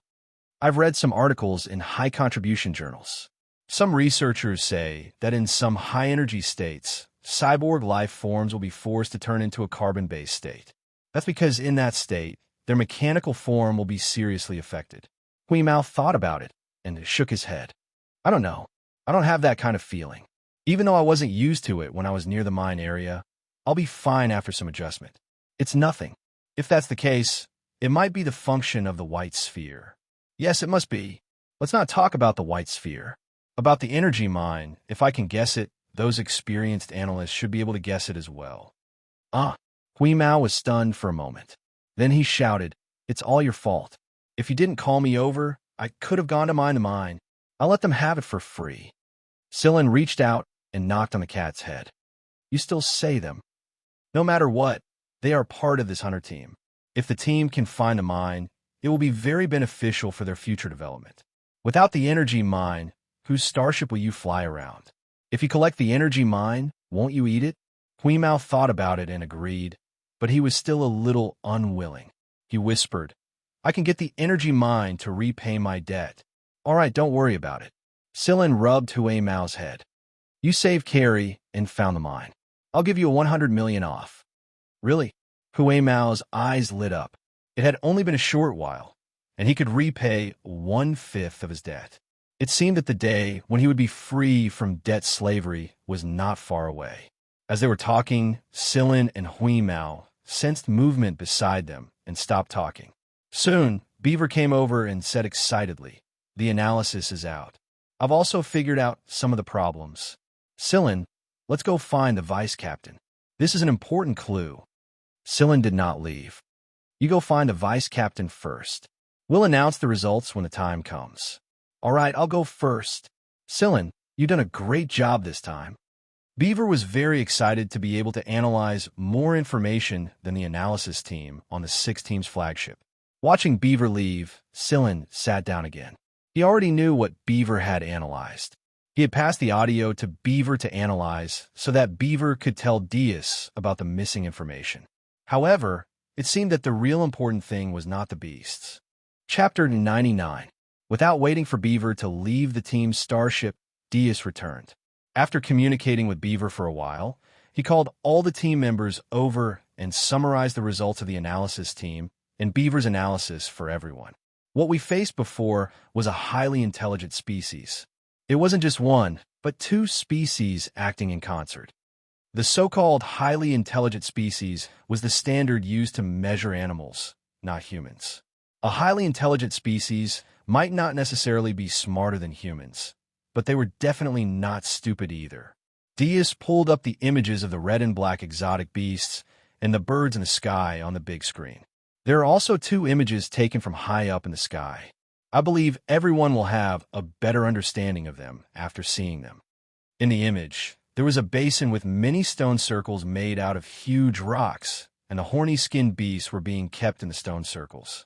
Outside the stone circles were some red and black exotic beasts pacing back and forth. The image changed to a cave. Around the cave were birds that resembled eagles of prey. They used their sharp beaks and claws to tear the horny-skinned beasts apart before tossing them into the cave. The series of actions were very practiced, and it was obvious that they had done this many times before.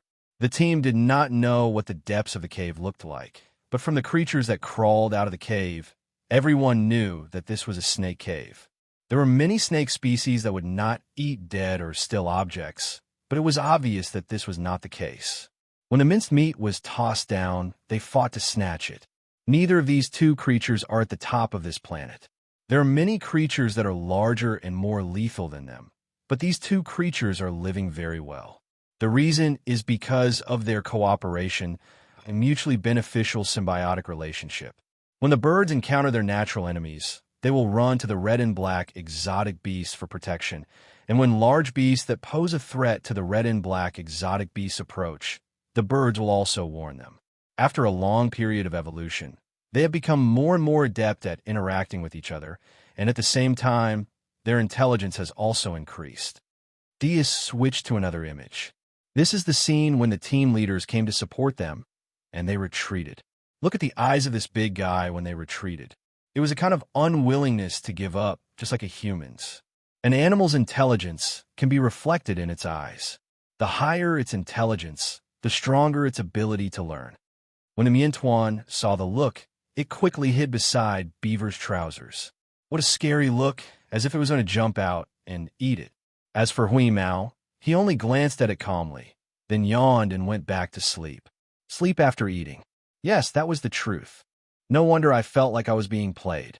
Carrie sighed as he sat on a chair after treating his wounds. Yudi gave him a sideways glance.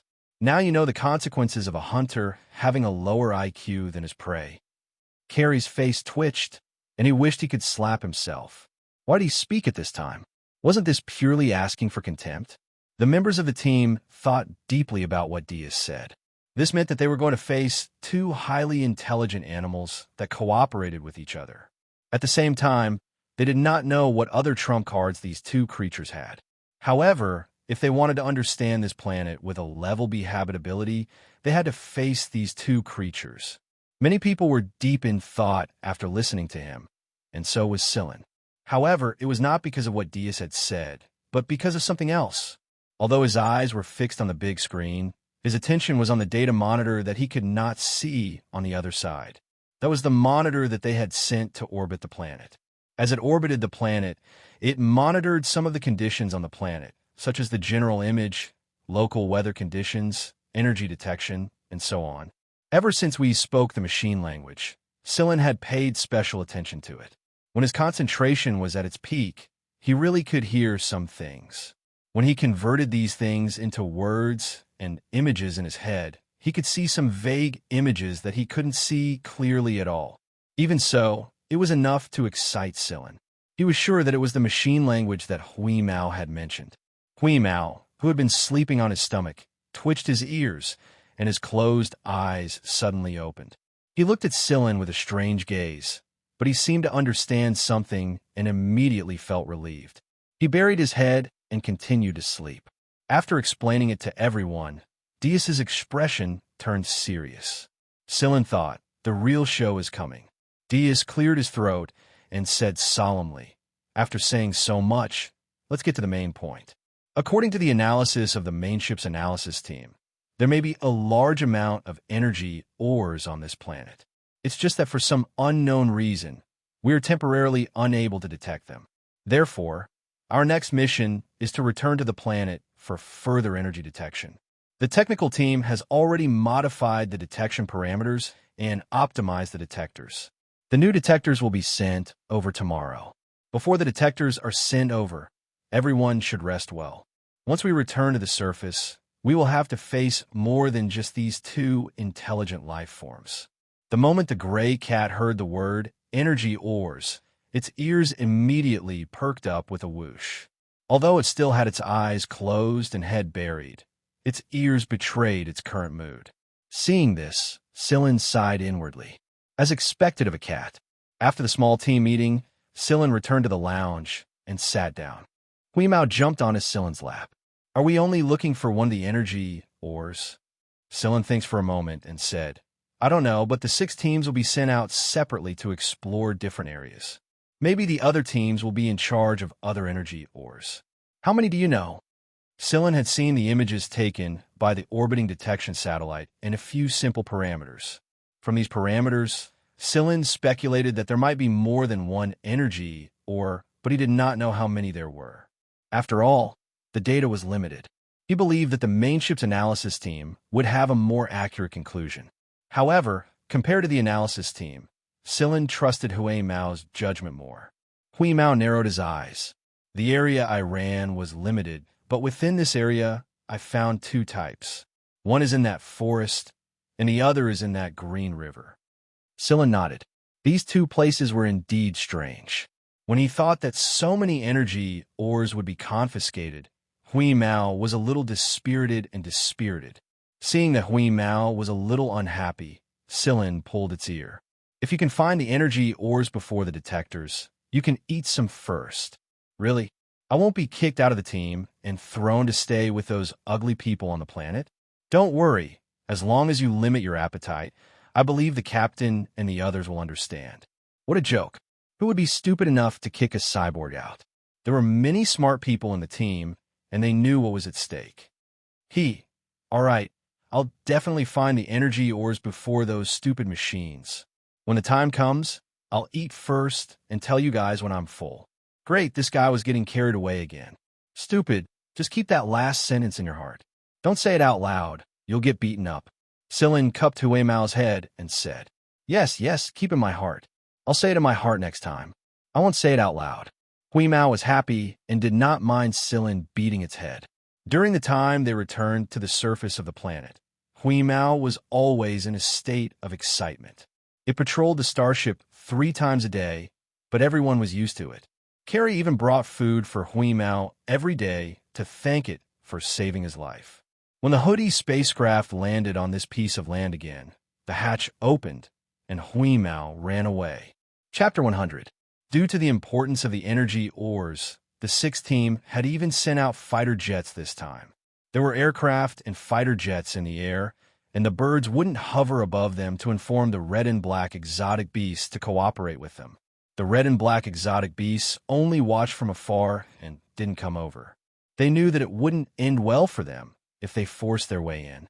Tang Qiuqiu followed beside Diaz. She held a gun in her hand, but her eyes were curiously looking at the plants around her. She had seen some strange plants in the videos before, and seeing them with her own eyes gave her a different feeling. Well, she had to record more videos as souvenirs. This area was the territory of the red and black exotic beasts. No matter which group they belonged to, they wouldn't act rashly if they saw such a situation. It was precisely because they were smarter than the other animals that they wouldn't act rashly. Without the threat of these 2 exotic beasts for the time being, Diaz's team could spend more energy searching for the energy ores. For the sake of these energy ores, they had even sent out some technicians. They had wanted to send out some robots as well, but the closer they were to the ground, the greater the interference the machines would receive, and their programs would be a little messed up. This was something that would happen in a high-energy field. This was also the reason why they rarely used weapons that could trigger the energy ores here. In the end, they still rejected this idea and sent out manpower to search for the energy ores. However, even after modifying the parameters and optimizing the detector, it still didn't show any specific information. It couldn't detect the specific location, and it only showed that there were energy ores. If they were to blindly mine, they would probably use up all the energy they brought along. By the time the manpower they had mobilized was almost exhausted, the energy ores might not even show up. Yudi held the detector casually. Right now, he was only holding it for show. From the looks of it, the modified detector by the technical team wasn't of any use at all. If they were to continue searching like this, they might starve to death and still not get any results. The Miantuan lay obediently on Yudi's shoulder.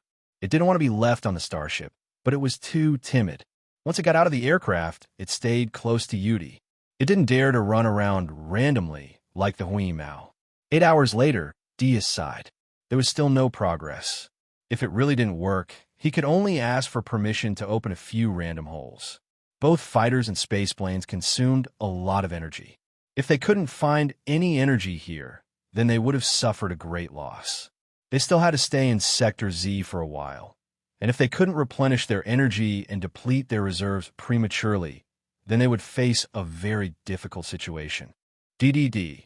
The alarm indicated that there were animal life forms coming their way at high speed. The members of the advance team, who had similar experiences before, reflexively tensed their nerves and quickly adjusted their state of mind. They ignored the detectors and prepared their firepower first. It couldn't be helped. Once bitten, twice shy. It was just a conditioned reflex. Could it be that there were waves and waves of traps waiting in front of him? Wait, it's Wheeze. Scylla motioned for everyone to calm down. That guy probably found the energy ores. The first sentence did relax everyone's taut nerves a little, but the second sentence was undoubtedly another bomb. They had wasted 8 hours exploring with the detectors. In order to record accurate data and send it back to the starship for parameter calculation and further upgrade of the detectors, everyone was on foot. Not only did they have to be vigilant of the animals and plants around them, they also had to keep an eye on the detectors for minute changes. It was practically exhausting, but the cat that ran away the moment the hatch opened could find the energy ores? If that was true, then they were practically trash compared to a cat. A gray shadow flashed by and jumped on Scylla's shoulder. It was none other than Huimao's Wheeze. Scylla raised his hand and placed it next to its mouth. Then Huimao spat out a fingernail-sized black and red crystal with a spit. After checking the size of the crystal, Scylla glanced meaningfully at Huimao. Huimao turned its head and looked at the surrounding scenery with an innocent expression. It had indeed eaten a meal before coming over, and when it came over, it had specifically bitten off a crystal the size of an egg. However, as it held it in its mouth, it had unknowingly absorbed some of the crystal, reducing it to the size of a fingernail. When Huimao spat out the small crystal, everyone's eyes were focused on Scylla's hand. Scylla handed the crystal to Diaz. Diaz carefully took the small black and red crystal. It was obviously a deep black and red, but it gave off a sparkling and translucent feeling. At the same time, it was so deep that it was full of fatal temptation. Diaz slowly brought the small black and red crystal in his hand closer to the detector. When it was about 5 meters away, the detector suddenly had an abnormal reaction. As the distance got closer, the detector's sound became more rapid and sharp. After a rapid, high-frequency sound, the detector exploded. At this time, the crystal in Diaz's hand was still more than 3 meters away from the detector. Only less than 2 meters could cause such a huge change. It had to be said that this energy ore was amazing. What a powerful energy field. Everyone's eyes shone. An energy ore of this quality only needed a cube that was about a meter long to make up for all the energy they had used up since they entered Sector Z. This reminds me of those black and red alien beasts, and those horny-skinned beasts with slightly black keratin and bony plates on the front half of their bodies. Maybe it's because of this energy ore buried under the ground that the high energy field produced by this energy ore had stimulated them to develop hard epidermis, even when they couldn't sense the existence of the energy field. After a long period of evolution, this hard epidermis gradually developed completely. Yudi analyzed. Other than the animals, the plants in the forest are also slightly hard. Maybe it really is because of this energy, or if this guess is correct, then we have truly found a treasure. Diaz looked at the black and red crystal in his hand and said excitedly, "The appearance of every new high-quality energy ore would set off a wave, and the 6-team trip this time was definitely not in vain. As long as they could get their hands on this energy ore, their 6-team would be able to stand tall in the entire Vanguard Hunter Regiment, even if they didn't gain anything else in Sector Z. Wheeze, you really are the treasure of our squad." "Huh." Carrie tossed the detector aside and walked over to scratch Huimao's chin. Huimao narrowed his eyes in enjoyment, but Scylla knew that it wasn't Carrie's praise or chin-scratching. It was because the cat had eaten its fill and was thinking about sleeping. "Ah, Wheeze, where did you find this? Bring us over to take a look." Dia spoke to Huimao in a tone one would use between friends. He didn't mean to order it at all. He knew that this cat was special. Huimao swatted away Carrie's hand, tilted its head and scratched its neck with its hind legs.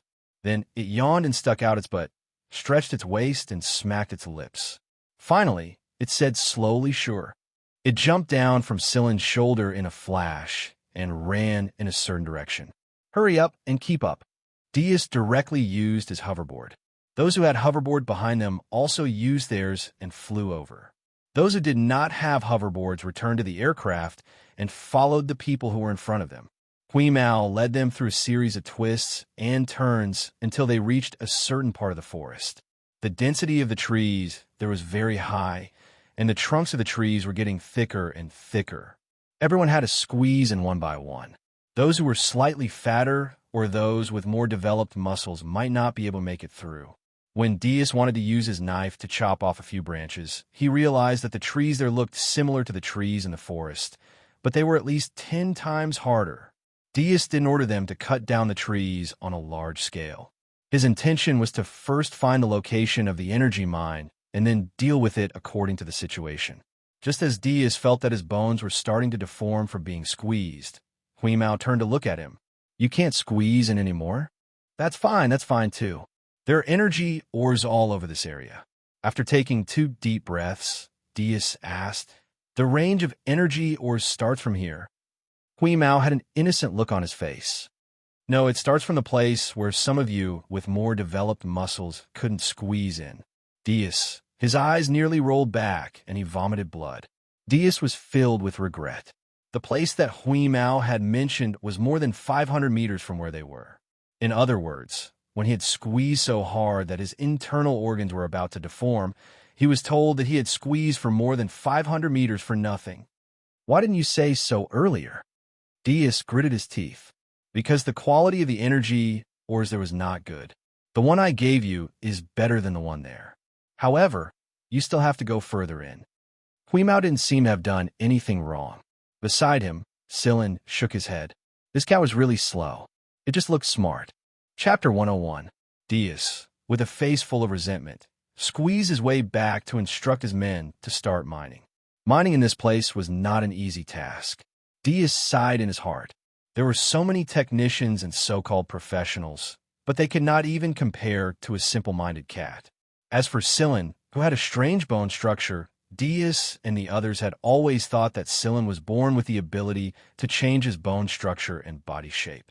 Scylla followed Huimao and continued walking. Dias did not say anything. It was always better if someone could follow the cat and see what was going on. As they continued walking, even a person as thin as a bamboo pole might not be able to squeeze in. Many times, Scylla's bones would be dislocated in order to pass through the narrow gap and then straighten again.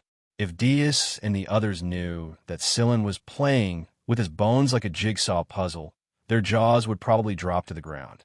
"Ah, it's here!" Huimao shouted from not far ahead. Scylla took a few more steps forward and realized that from this point onward, there were no trees. The ground was covered with a layer of rocks, which looked similar to the rocks in other places. Scylla took out his knife and stabbed it into the ground. The rocks here were very hard, and even if he stabbed for a long time, he might not be able to stab very deep. If he used too much force, the knife in his hand might even break. Below the rocks was a layer of rock. According to Huimao, the black and red energy ores were below this layer. Scylla could also feel that this place was different, and some of the factors in his body began to stir. If this was the core of the black and red energy ores, it was hard to imagine that the strength of the energy fields in this vast forest, as well as the large area around it, was similar. Other than the core area, the energy fields covering such a wide area further highlighted the uniqueness of the energy ores. This rocky area was not exposed to the outside world. The sky was densely covered with spreading branches, which was why this rocky area was not found in the images taken by the orbiting satellite probes. In the middle of the rocky area, there was a hole that had been dug. It was Hui Mao's masterpiece. Sillin walked to the side to take a look. The rock layer was about 15 meters deep, and below there were the black-red energy ores. However, that was only the information that Sillin could glean from the cave walls. As for this hole, the black-red energy ores that extended from 15 meters underground to 30 meters underground had all been destroyed by Hui Mao. At this time, the cat jumped in and continued to eat, as if it was chewing on ice. If Carrie saw this, he would probably worship it again. No matter how intelligent an animal was, it would not eat energy ores as if they were food and crunch them loudly, right? Sillin jumped into the cave and touched the black-red cave wall with his fingers. When we spat the red-black energy into his hand, Sillin didn't test it because he was being stared at by so many people. In fact, a series of changes had started happening inside Sillin's body the moment he came into contact with the energy. It was as if he was trying to absorb all of the energy inside the energy. If Sillin had not forcefully suppressed this change, by the time it landed on Dias's hand, it would have shrunk to the size of a grain of rice. Sillin could feel the boiling factors in his body yearning for this kind of energy. Although Sillin did not understand what would happen, he knew that it was definitely not a bad thing.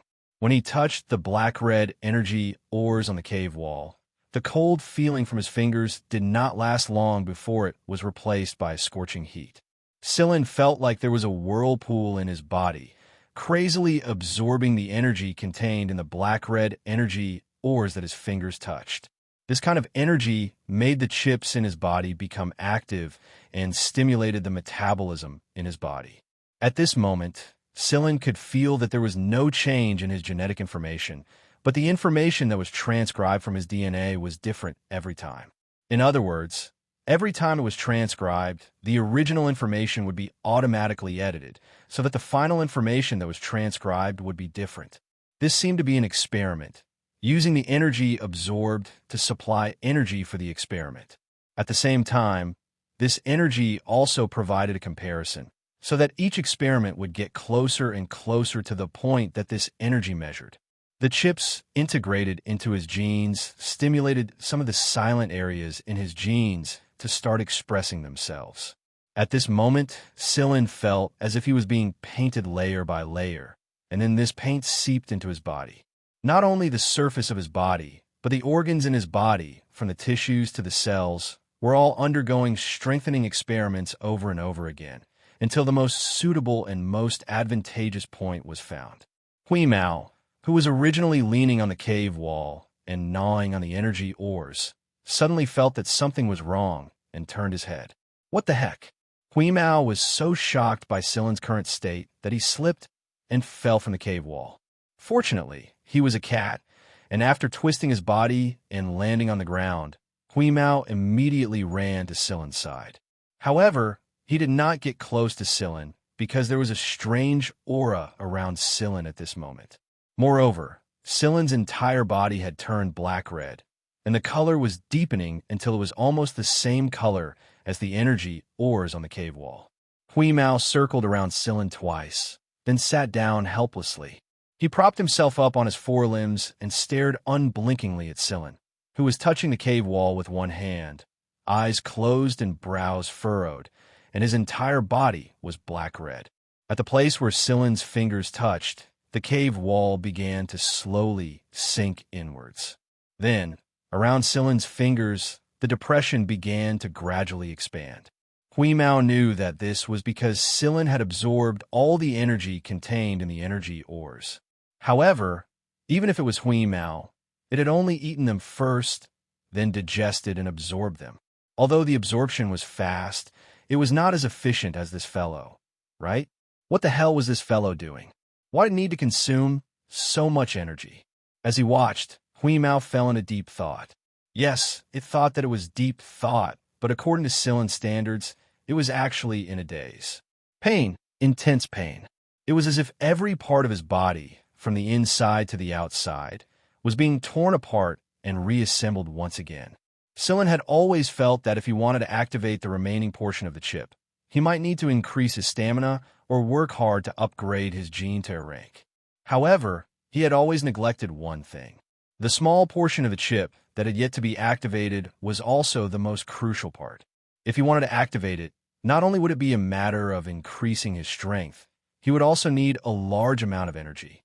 However, the energy that could allow the activated chip to automatically experiment until the main body was upgraded to the most suitable point was no ordinary energy.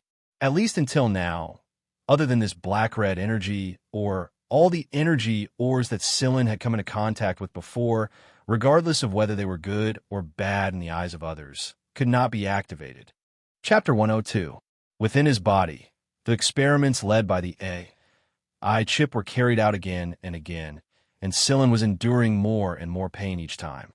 However, Scylla was very happy. He knew that this was not a bad thing. This was also the most important opportunity since he had been injected with the AI chip for more than a year. He did not know how long this pain lasted, but suddenly a feeling of enlightenment came over him, and he instantly felt a sense of comfort. At the same time, the black and red color on the surface of Scylla's body slowly faded until it disappeared, and Scylla seemed to have returned to his original appearance. Scylla stretched his arms a little. He felt good, very good. Even if he was not in a solidified state, he believed that his current body would be able to withstand even stronger attacks. He was very clear about his current state. Although the AI chip in his body had been activated a little, it was still in an incomplete state. However, Scylla was also satisfied. This opportunity allowed Scylla's gene rank to evolve again after more than a year. A-rank gene. Yes, the A-rank gene that many people yearn for even in their dreams. For Scylla, the shadow hunter who had once lived in a poor little town and could not see the light of day on that underdeveloped planet, it was indeed a distant existence. However, that time, he had met Ori and was injected with the AI chip as a test subject. His gene rank had jumped to B rank, and now it had evolved again to A rank. However, Scylla was still clear-headed, and this situation was only temporary. Whether the existence of the AI chip was ultimately a blessing or a curse, Scylla himself could not say for sure. Letting out a long sigh, Scylla looked at Hui Mao, who was sitting there in a daze with his front limbs propped up. He knew that this fellow had slipped away again. Hui Mao, who was in a daze, suddenly heard a loud shout accompanied by sound waves. He immediately arched his back and jumped high in the air. Scylla held back his laughter. This fellow was really scared. After Hui Mao landed on the ground, he huffed and puffed a few times. Then, he turned his head and jumped onto the stone wall to vent his anger on the energy ores, expressing his emotions very well. "I'm not in a good mood." Hui Mao probably knew that he was in a daze and jumped up reflexively because of a cry. He felt very embarrassed, so now Hui Mao was throwing a tantrum again. "All right, Wheeze, don't be angry. Let's go and find the vice captain," Scylla said. Hui Mao ignored him and continued gnawing on the black and red walls of the mine. Snore. Hui Mao flicked his ears and continued to ignore him. Scylla sighed. Even though it was a cyborg, it could not get rid of the fact that it was a cat. Cats were a little willful and did things their own way. You clearly heard it, but you pretended not to know. You're so awkward, and you even bear a grudge. Walking over, Scylla directly pulled Hui Mao down from the wall of the mine and jumped out of the cave with it in his arms. Although Hui Mao, who had a "I don't want to talk to you" attitude and had pointed its tail at Scylla, was dragged out of the cave by Scylla like a child, Hui Mao only struggled a little symbolically to express its dissatisfaction. However, it was not stupid. Now is not the time for it to gnaw on the energy ores unscrupulously. Since Scylla gave a way out, Hui Mao also gave face and stepped down. Of course, this gave face had always been what Hui Mao thought. When Scylla and Hui Mao saw Dias was discussing mining matters with a few team members and technicians. There was a tree that had been cut in half and left there untouched. When Scylla arrived, Dias and the others had just come to a decision. They would start digging a mine at the periphery where the trees were still sparse, and then extend the mine underground to the place where the ores were stored until they reached the central area Hui Mao mentioned. Only then would they start mining on a large scale. Otherwise, it would be too much of a waste to only get the low-quality ores after spending so much effort. Also, if they were to cut down the trees in the forest, Diaz was worried that it would expose the mineral deposits in this area. After all, Vanguard's 6th team was not the only one who had entered Sector Z. If there was another company who happened to find this planet and effortlessly set their eyes on these mineral deposits before they reported to the A Squad, then the 6th Division would die an unjust death. After Diaz contacted Schotten also agreed to this method. Because the energy ores were too special, it was best to conceal them as much as possible.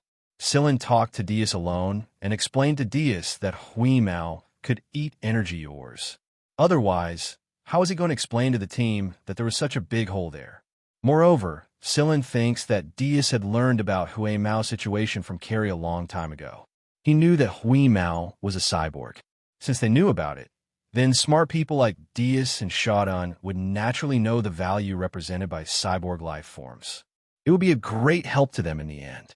Right now was the time for the 6th Division to work hard to develop. Otherwise, they wouldn't be in such a hurry to recruit talents. However, Sillin's own secret couldn't be exposed, so he could only let Huimao suffer. Of course, Sillin and Huimao had discussed this. As for taking the blame, Huimao didn't say anything, but he didn't object either. He just remained silent, because he was still at odds with Huimao. Sillin knew that this guy had actually agreed. He rubbed Huimao's head and said, "When the time comes, they will ask you to look for the other kinds of mineral deposits." Huimao's ears pricked up. Of course, it could hear the hidden meaning in Sillin's words. It could eat them again after it was found. Diaz's team was very excited about mining. The whole team had recovered from their previous depression, so everyone's attitude toward Huimao was very good. They knew that this cat was not ordinary. Thanks to this cat, their team was the first out of the 6 teams to discover the mineral deposit and start mining. "Vice Captain, the captain is looking for you." A team member came over from the aircraft on a hoverboard and handed the communicator to Diaz. The closer they got to the mineral deposit, the stronger the signal interference. Therefore, in this area, communication equipment was not very good. If they wanted to communicate, they could only fly into the air and stay further away from the ground. Unlike the forest where the signal was intermittent, there was no signal at all around ground. Diaz accepted the communicator, launched his hoverboard, and flew into the air. A while later, he came down and said to Sillin with a smile, "You and we should head over to the other squads. Their exploration isn't going too well, so a space plane will come and pick you up later. Is there a problem?" "No." Before Sillin could answer, Huimao agreed eagerly. It was obvious that he couldn't wait. Diaz moved closer to Huimao's ear and whispered, "When you eat, be discreet. Take turns to work. If there's anything, look for Captain Schotten." Huimao's round eyes were bright, and he said in a tone that said, "Of course." 5 minutes later, an aircraft flew over. Sillin and Huimao boarded it on a hoverboard. After the aircraft flew away, Beaver said doubtfully, "There's something wrong with Sillin. It feels different from before." "Of course." Diaz smiled happily. "The guy has already evolved to rank." Sillin did not deliberately hide it. There was a slight resonance between rank A and rank genes. This slight resonance did not exist among the ranks below rank A. As long as one did not deliberately hide it, if the other party was sensitive to this slight resonance, they would be able to detect it. That's good news. Our team is going to make a name for themselves. When that guy was rank B, he wasn't any weaker than Carrie. "Vice Captain, I think Sillin is our team's lucky star," Carrie said. Diaz raised his head. "Of course. Don't you know who discovered this star?" Chapter 103. On the space plane, Schotten looked very happy at the data displayed by the energy analyzer in his hand. He promised repeatedly that he would not mistreat the gray cat as long as it could find the source of the energy. He even promised to give the gray cat tens of thousands of GL credits. Although this amount of money was too little for the gray cat, since it had always measured money in the hundreds of millions, it was still meat no matter how small a mosquito was. The gray cat accepted the money out of respect, and most importantly, Schotten allowed it to give the gray cat special treatment openly. When he found out that Sillin's gene level had evolved to grade A, Schotten congratulated him happily and did not ask too many questions. The first place they arrived at was where the cold beauty Ash's team was. Previously, Ash's team had landed at a place where the rivers crisscrossed. From the sky, all they could see was a green river. Unlike the creatures in the forest, which had hard skin on their bodies, there were not many animals with hard skin on their bodies in this green river. Some small mammals like rabbits were active in the area around the river. However, they had a special characteristic. Their bodies were generally green. The creatures in the river were not to be underestimated. Just like the green blobs that Carrie had encountered before, they all carried deadly toxins. One of the members of Ash's team had almost lost his life in the hands of these small blobs. These green blobs were originally flat, like leaves in the river. However, when they discovered prey on the surface of the water, they would fill their bodies with gas and float to the surface of the water. Then, they would swim toward the prey and inject the toxins into the tissues of the prey, causing these parts to become soft and fluid for them to absorb. There were many hidden dangers in the river, especially a type of large jellyfish. Their long tentacles would extend out of the water to capture the land creatures that were closer to the river. There were also some amphibians that Asha and the rest had been guarding against. When Silin and Huimao arrived, Asha and the rest were resting at a place far away from the riverbank. Shotten asked them to stop what they were doing and wait. Up until now, they had made no progress in their exploration. Moreover, 10 minutes ago, they had exchanged fire with more than 10 frog-like big guys. Asha and the rest had been exploring for a long time, but they still had no idea where to start. The technicians were sweating profusely and constantly changed the parameters of the detector to better match the situation here. However, the results were not satisfactory. When they heard that Captain Shotten had a solution, they could finally rest more comfortably. However, they did not expect that the solution that they had been waiting for was a cat. They had also heard that Dias's team had a cat that always followed the Miantuan into trouble. Asha looked at Huimao, who was sniffing left and right on Silin's shoulder. She frowned and said nothing. Shotten said to Asha, "Get everyone ready. We're going to start looking for oars. Those who have hoverboards, get on the hoverboards. Those who don't, get on the aircraft. Also, get your weapons ready in case those things in the river come out and cause trouble again." After saying that, Shotten turned to look at Huimao with a smile. "Wheeze, please." Huimao ignored him. After sniffing and confirming a direction, it jumped down from Silin's shoulder and ran in a certain direction. Silin activated his hoverboard and followed behind. Shotten signaled for everyone to follow. However, Shotten did not get on the aircraft. Instead, he activated the hoverboard in his backpack and chased after the gray shadow with Silin. Huimao only wanted to find the energy ore as soon as possible, so it chose the shortest route, a straight line. Regardless of whether it was land or a river, Huimao was still traveling in a straight line. Because of this, everyone was surprised. At first, Shotten was going to ask someone to help clear away the green obstacles next to Huimao, but Silin said that it was fine and that the little guy could handle it. What happened later proved that it was true. F***CK, this cat could actually swim, and it swam faster than fish in the water. F***CK. Why was the cat covered in those green obstacles? It shook itself on the shore and was completely fine. What kind of cat was this? It could actually swim in such a dangerous place, as if it was playing. When the jellyfish reached out their skilled hands, the people in the sky fired their guns. Although everyone's target was the jellyfish, it was still a jellyfish and a hail of bullets. If it had been someone else, they would have been scared out of their wits, or at least panicked. However, this cat continued to swim as usual, turning a deaf ear to what was happening around it. It was very calm. Looking at Silin, it was true that the cat was like its owner. It was as calm as the wind without a trace. Not long after, Huimao stopped on a piece of land at the junction of two rivers. Then, Huimao began to dig a hole. Its two front paws were like drills, and in a short while, it had completely drilled into the ground. Asha and the others watched with their mouths twitching. This cat, not only was it good at swimming like a fish, it could also dig holes like a mouse. Shotten gestured for everyone to wait on the surface. Silin looked around. There were no trees or tall plants on this piece of land. It was covered with a thick layer of something that looked like moss.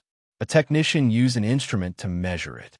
The photosynthesis of this moss-like plant was actually more than 200 times faster than that of normal moss.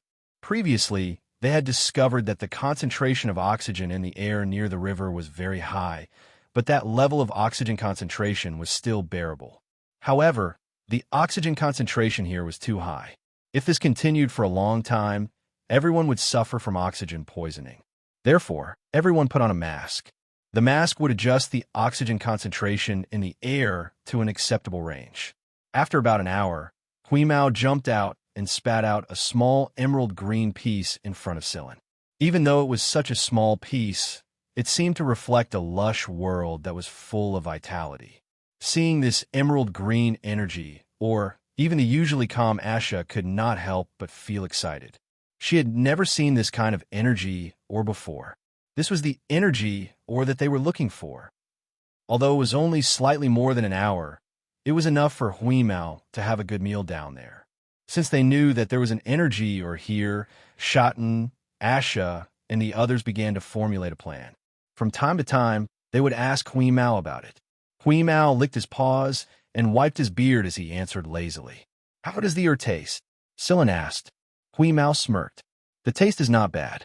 If the black and red energy, or is meat, then this emerald energy, or is vegetables. Just like how I occasionally eat vegetables. Eating vegetables helps to reduce internal heat, and it's also beneficial to me. Indeed, cats would sometimes eat grass." Huimao jumped onto Silin's shoulder and whispered into Silin's ear, "Swim to the bottom of the river. You'll be able to reach the energy, or..." Silin thinks for a moment, then walked over to Shotten and said, "Captain, Wheeze and I will go down to the river to take a look. It said that we might be able to reach the energy, or from there." "That's a good idea. Although it will be more difficult to mine from the river, it will be more hidden. Should we send someone to help?" Shotten said, "No need. Wheeze and I can handle it." "All right, be careful." After Silin and Huimao jumped into the river, Asha said, "You trust him that much? Whether it was his ability or his character?" Shotten smiled. "I trust Dias." Asha was silent after hearing that, but her furrowed brows were smoothed out. Chapter 104. Silin followed Huimao downstream. With his current physique, he could withstand the water pressure and dive for a long time without relying on a mask. Therefore, when Silin jumped into the water without wearing protective clothing or a mask, and without using a small submarine, some people on the shore were a little dumbfounded. Although it was only a river, its depth made many people flinch. The further down they went, the less light penetrated. At first, there were some dense water plants on the stone walls, and some plant-eating fish were looking for food around the water plants. As they continued to go down, the water plants decreased and the surroundings became darker. This kind of environment made the hidden murderous intent in the darkness even stronger, and people could not help but feel anxious and panicked. However, Silin and Huimao did not feel the slightest bit of such emotions. There was no need for an underwater searchlight. With just a little bit of light, Silin could clearly see this area, and the source of this little bit of light was some glowing river mussels attached to the stone walls. Those magical light sources were what they used to attract prey. Perhaps it was because there were energy ores here, so these river mussels had evolved special suckers to attach to the walls. You would be wrong if you thought of them as normal river mussels. These river mussels range from 1 meter to 5 meters in length, and Silin could clearly see that there were some barbed teeth hidden inside their shells. When a prey came close to the mussel, these sharp teeth would firmly hook the prey in place. There was also the clamping pressure of the mussel shell. In this part of the river, there should be very few prey that had fallen into the trap and escaped. As soon as he turned his head, Silin found that the stupid cat had come close to the mussel, and only its fat but 2 hind legs and tail were exposed. Knowing that there was no one else here, Huimao became angry. His whole head directly turned into a mechanical form, and it was the enlarged type. He swallowed the whole mussel and then returned to his small cat form. Not far away, there was a fish almost 10 meters long swimming in this direction, ready to sprint to catch prey. When it saw this scene, it flicked its tail, turned around, and ran away. It seemed that the intelligence of the animals here was not low. Huimao shook his head. He was very unhappy about being caught, but he went up to it out of curiosity. In the end, he felt that the mussel was not bad, but he was caught before he could bite into it. Huimao turned around and swam 2 steps. It stopped and spat out a green bead. It was the thing inside the mussel. Serene caught the ore before it could sink into the ground. Pearls? Serene looked at this green bead. It didn't have any energy fluctuations, but it had a feeling of vitality. Obviously, it couldn't emit light, but because of the reflective effect, it reflected the light emitted by the mussels next to it with a kind of psychedelic brilliance. What is this? Even though they were underwater, Huimao's words were not affected. Serene made a gesture. It was a gesture that Huimao was familiar with. It meant money. In other words, this thing was worth a lot of money. Huimao didn't look for energy ores anymore. After it came close to the bead and sniffed, it spread its limbs and began to search along the mussels one after another. However, this time, it wasn't stupid enough to go close directly. Although these mussels didn't cause any harm to it, it was embarrassing to be caught. This one doesn't have it, and this one doesn't have it either. Oh, this one does, but it's too small.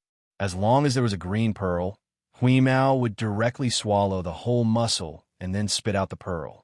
Eat the mussels, keep the valuable things. In the end, Huimao directly swallowed all the mussels with the green pearls and then spat them all out for Serene. This was what it needed to repay its debt. After a while, Huimao finished his inspection. He counted a total of more than 20 mussels. Many of the mussels didn't have green pearls, and among these 20, most of them were on the small side. There were only 5 big ones. Serene put all these into the leaf ring. This was Huimao's personal item, but after the debt was paid, it would belong to him. Waving his hand, Serene and the gray cat continued to dive deeper. As they continued to dive, Serene could clearly sense the energy ores wrapped inside the layer of rocks. He didn't know if it was because his genes had evolved to rank A under the influence of the red and black energy ores, but Serene could also sense these energy ores. He hadn't said anything before, and everything had been guided by the gray cat. But in reality, Serene could also sense the energy ores on this side. Maybe his senses weren't as clear as the gray cat's, but he had definitely sensed them and had a clear direction. Even Huimao didn't know about this. In the 6th team, Huimao was the only one who could clearly feel the energy ores. This way, Huimao's role would be highlighted, and the team would place Huimao in a higher position. Ah, it's here. But the quality will be better if we go further down. Huimao dived straight down. Serene didn't stop until he was close to the bottom of the river. Serene only stopped. The quality of the energy ores here was quite good. Although there were more down there, it wasn't necessary. You absorb it. I'll be on the lookout. Huimao's back was facing Serene, and he looked at the huge object that was slowly approaching from the darkness in the distance. He was very excited. This thing that was approaching seemed to be quite tasty. Serene used his bare hands to break open the hard outer layer of the rock. Slowly, a palm-sized area that was glowing with green light was revealed. Serene placed his hand on the surface.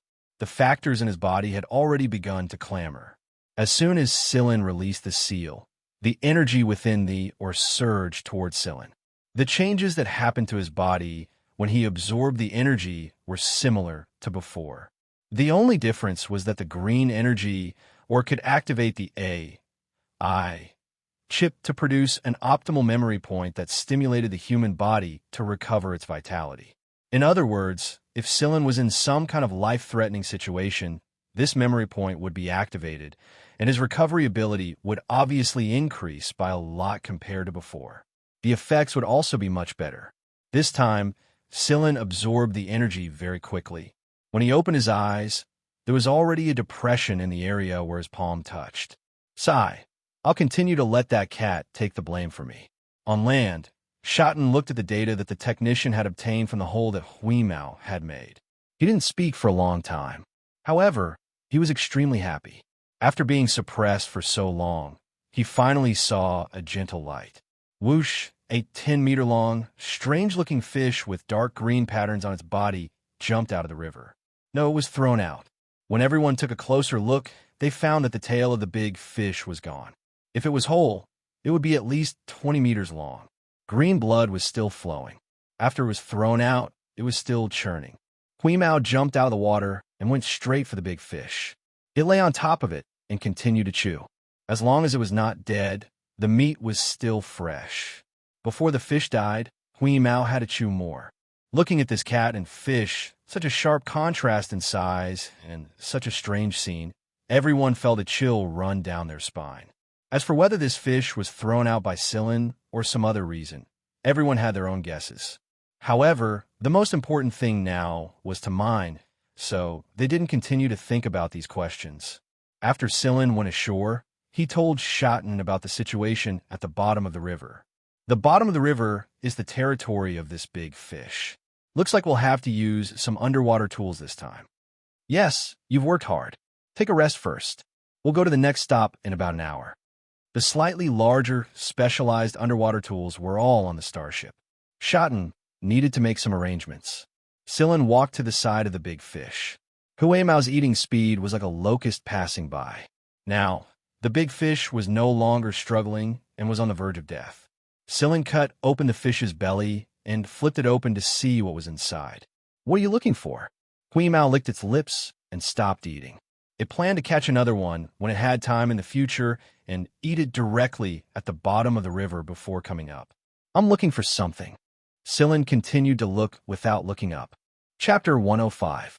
Serene used a foldable knife to look at the thing inside the fish's stomach.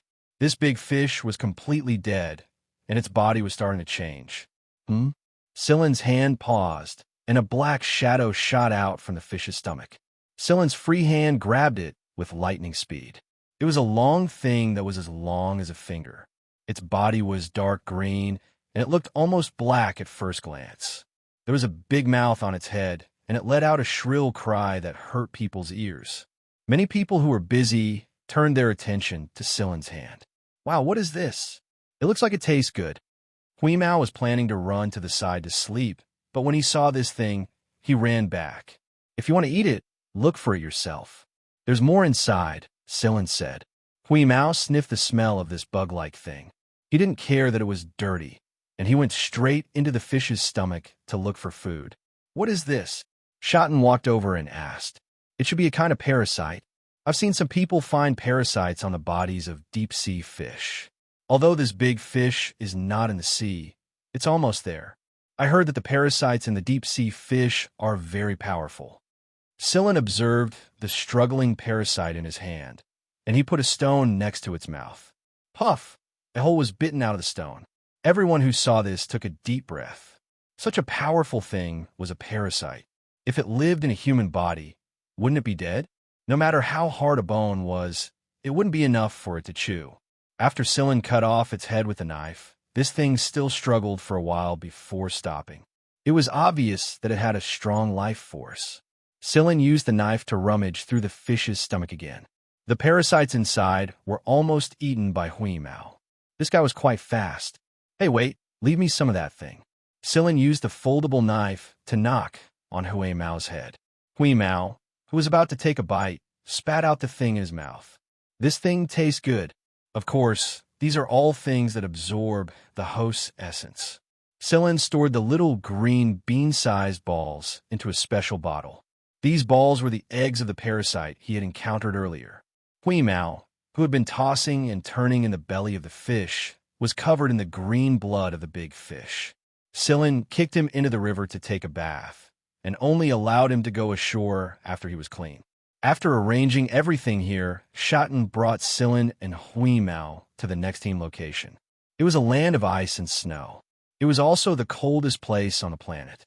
The area covered by ice and snow was also very wide. Huimao found two kinds of ores there. One was transparent, and the other was white. The transparent ice ore was a special kind of ore, not an energy ore. It cannot provide energy, but this ore was very dense, and almost all of it was made up of water molecules. It was a high-density compressed water crystal. If it was turned into a liquid, its volume would expand by 50 to 100 times. If it was placed in an ultra-low temperature environment, It would absorb the ice in the environment, integrate, and slowly expand. It could be said that it was an excellent crystal for storing water. It was very useful for long-distance travel for the fleet. The other kind of white, or was indeed an energy, or it could emit a cold light source, and objects that were illuminated by this cold light would be instantly frozen. Before this, there were only cold beam guns and airborne cold beam cannons, but there were no cold beam weapons that were more lethal and suitable for installation on starships. This white, or could achieve that effect, and the technical team was preparing to use this or to develop a new cold weapon. Other than this spot, the energy ores at the other team's locations were about the same as before. That was why Hui Mao couldn't even be bothered to lick them. He was already sick of the taste. Everyone was very excited now that they knew the location of the ores. However, Silin did not participate in the mining. Instead, he returned to the starship and slept for 2 days. The energy he absorbed had greatly affected the chips inside his body. While his genes were evolving, Silin needed to control the changes and take the initiative. He could not allow these changes to happen willfully, or he might even turn into a monster when the time came. Schotten had already reported the matter of this planet to the A-Team, and the A-Team immediately sent people to the planet marked on the star map Schotten had given them. What the 6th team needed to do now was to mine, while waiting for the A-Team to arrive and hand the planet over to them. Then, they would proceed with the next step of their operation. Sector Z's planning mission hadn't been completed yet. Although these energy ores were enough to raise their influence in the Vanguard, they had to finish what they had to. It had to be said that Schotten had chosen the right route back then. From the start of their voyage until now, other than some of their own kind at the outskirts of Sector Z, they had not run into a single hunter regiment for a long time the deeper they went. Right now, there was not a single exploration team like theirs that had come to the planet's surroundings. Sector Z was huge. No one could say for sure what they would encounter in the future, how many sacrifices they would have to make, and how much they would gain in the future. But no matter what, since they had made the choice, they had to keep going. During this time, the logistics team members seized the opportunity to replenish their food supplies. Only with energy and food supplies would they be able to travel more smoothly in the future. A technician had deduced a conclusion based on some parameter changes. Due to the effect of the energy field, there was a limit to the mining rate of the energy ores. There was a critical point to mining, which was also their equilibrium point. If this equilibrium point was broken, the planet would fall into chaos, and humans would not be able to stay on this planet for long. If it was serious, the planet's habitability would drop from rank B to rank C, or even lower. After sleeping for 2 days, Silin returned to the planet. "Hey, Carrie, where's Silin?" Beaver asked. The man who had slept for 2 days had actually disappeared. That guy's been obsessed with parasites lately, and he went looking for them with Engie. The moment he thought of those disgusting bugs, Carrie couldn't help but shudder. At this moment, Silin was watching Engie dissecting a crab. This crab was something he had come across by chance at the Green River side. It was nearly 5 meters long, and its entire body was covered in thick green fur. At the side, Hui Mao was happily tearing off the crab's giant pincers. Engie picked out a bug from the crab's lungs. "Oh, I didn't expect to actually have one." Engie smiled as he picked out a bug. "I've only seen parasites in ordinary crabs, but I've never seen this one. But it should be about the same. We can study it when we have time. The infection rate and degree of this parasite are very high. They live in the lungs, stimulate and destroy the host's lung tissue, causing coughing and hemoptysis. Some even invade the brain and cause paralysis. The ones Engie mentioned were just the ordinary ones. The parasite he was holding was probably much more terrifying. We usually don't bring parasites onto the starship easily. The risk factor is too high, and if we lose control, the entire starship may die. Never underestimate these tiny things." As he was speaking, Silin and Engie's communicators rang. Silin turned on the communicator, and Carrie's big face appeared on it. "Silin, the A-Team is here." Chapter 106. As Carrie was speaking, Silin saw a spacecraft enter the planet from outer space and fly toward the mining site where Diaz was. "Silin, do you want to go and take a look?" Engie asked. Before Silin could answer, His communicator rang again. It was Shotten. Sillen, come over here for a moment. Diaz is here. Bring Wheeze with you. Okay, I'll go right away. After ending the call, Sillen turned to look at Engie. Let's go together. Engie nodded and put away the tools in his hands. Huimao quickly gobbled up the remaining crab meat and was about to jump onto Sillen's shoulder when Sillen stopped him in midair. Go take a shower first. If Sillen's guess was correct, the A-team's focus this time was not only on the energy ores, but also on Huimao. Maybe there were a lot of people in the 6th squad who had overlooked certain aspects of the Grey Cat's performance, or maybe they didn't know much about cyborgs and wouldn't think in that direction. But Sillen believed that a lot of people in the 6th squad had already speculated in that direction. Although he felt that the A-team's attitude towards the Grey Cat would be positive, they hadn't truly expressed their stance yet. He was sure that he would know Vanguard's Corps' attitude towards the Grey Cat after this meeting. When Sillen arrived at the mining site, Diaz was talking to a technician.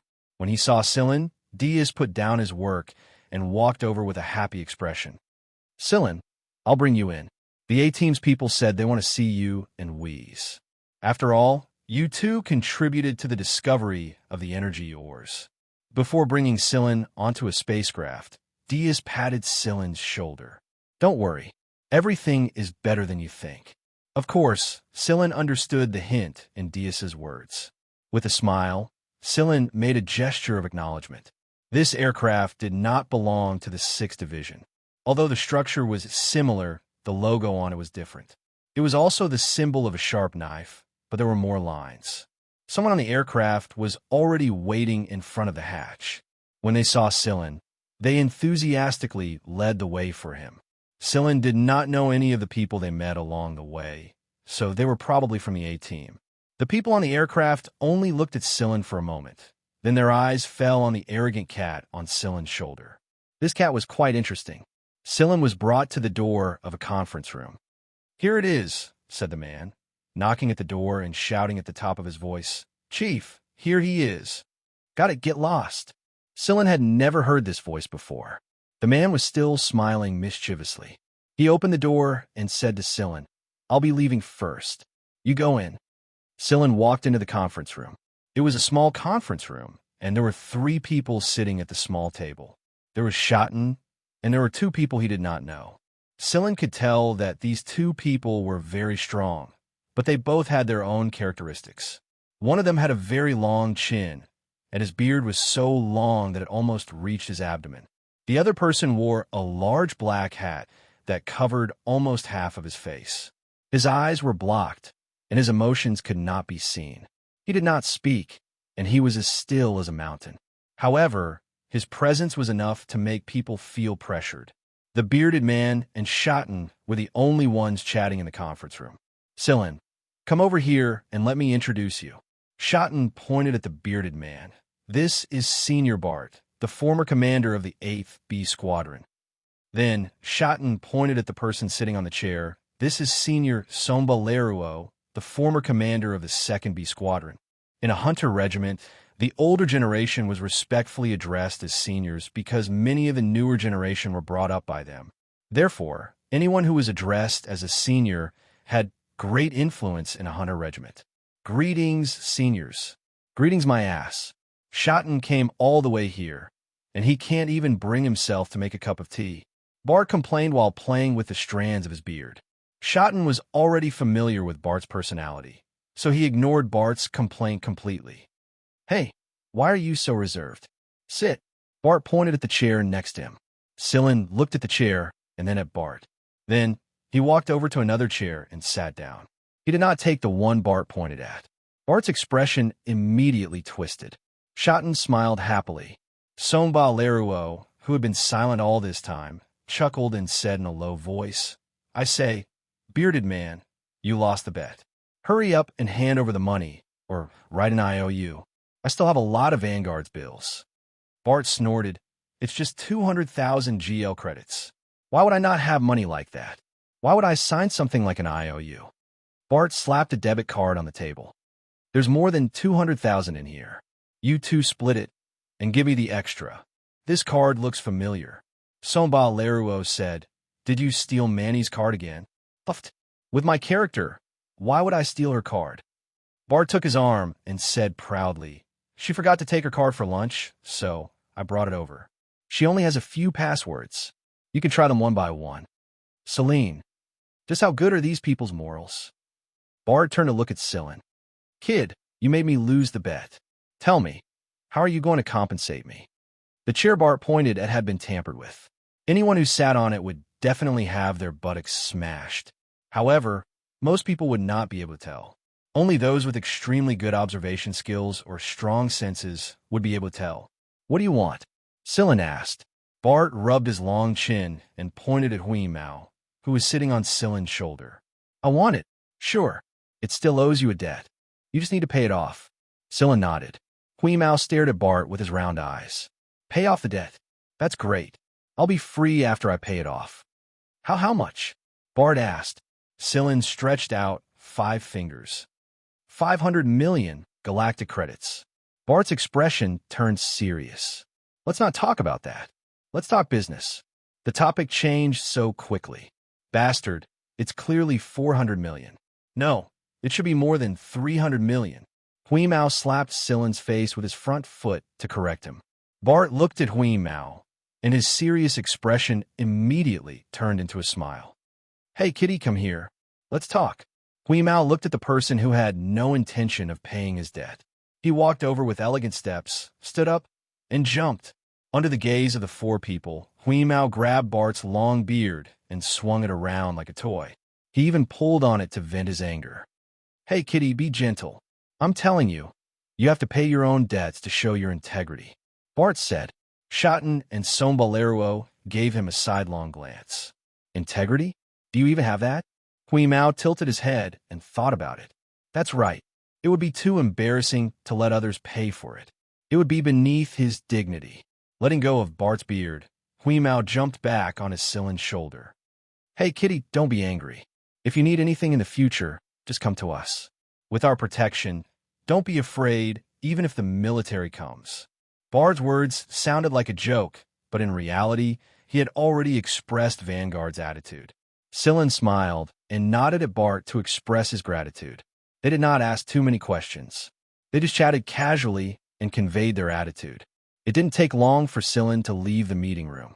After Celine left, Bart's playful expression turned serious for real. Shotten, we received news on our way here that Poison Fong has entered Sector Z. Chapter 107.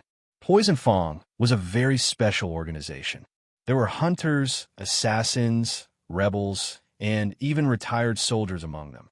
These people had complicated backgrounds, but they shared a common characteristic, madness.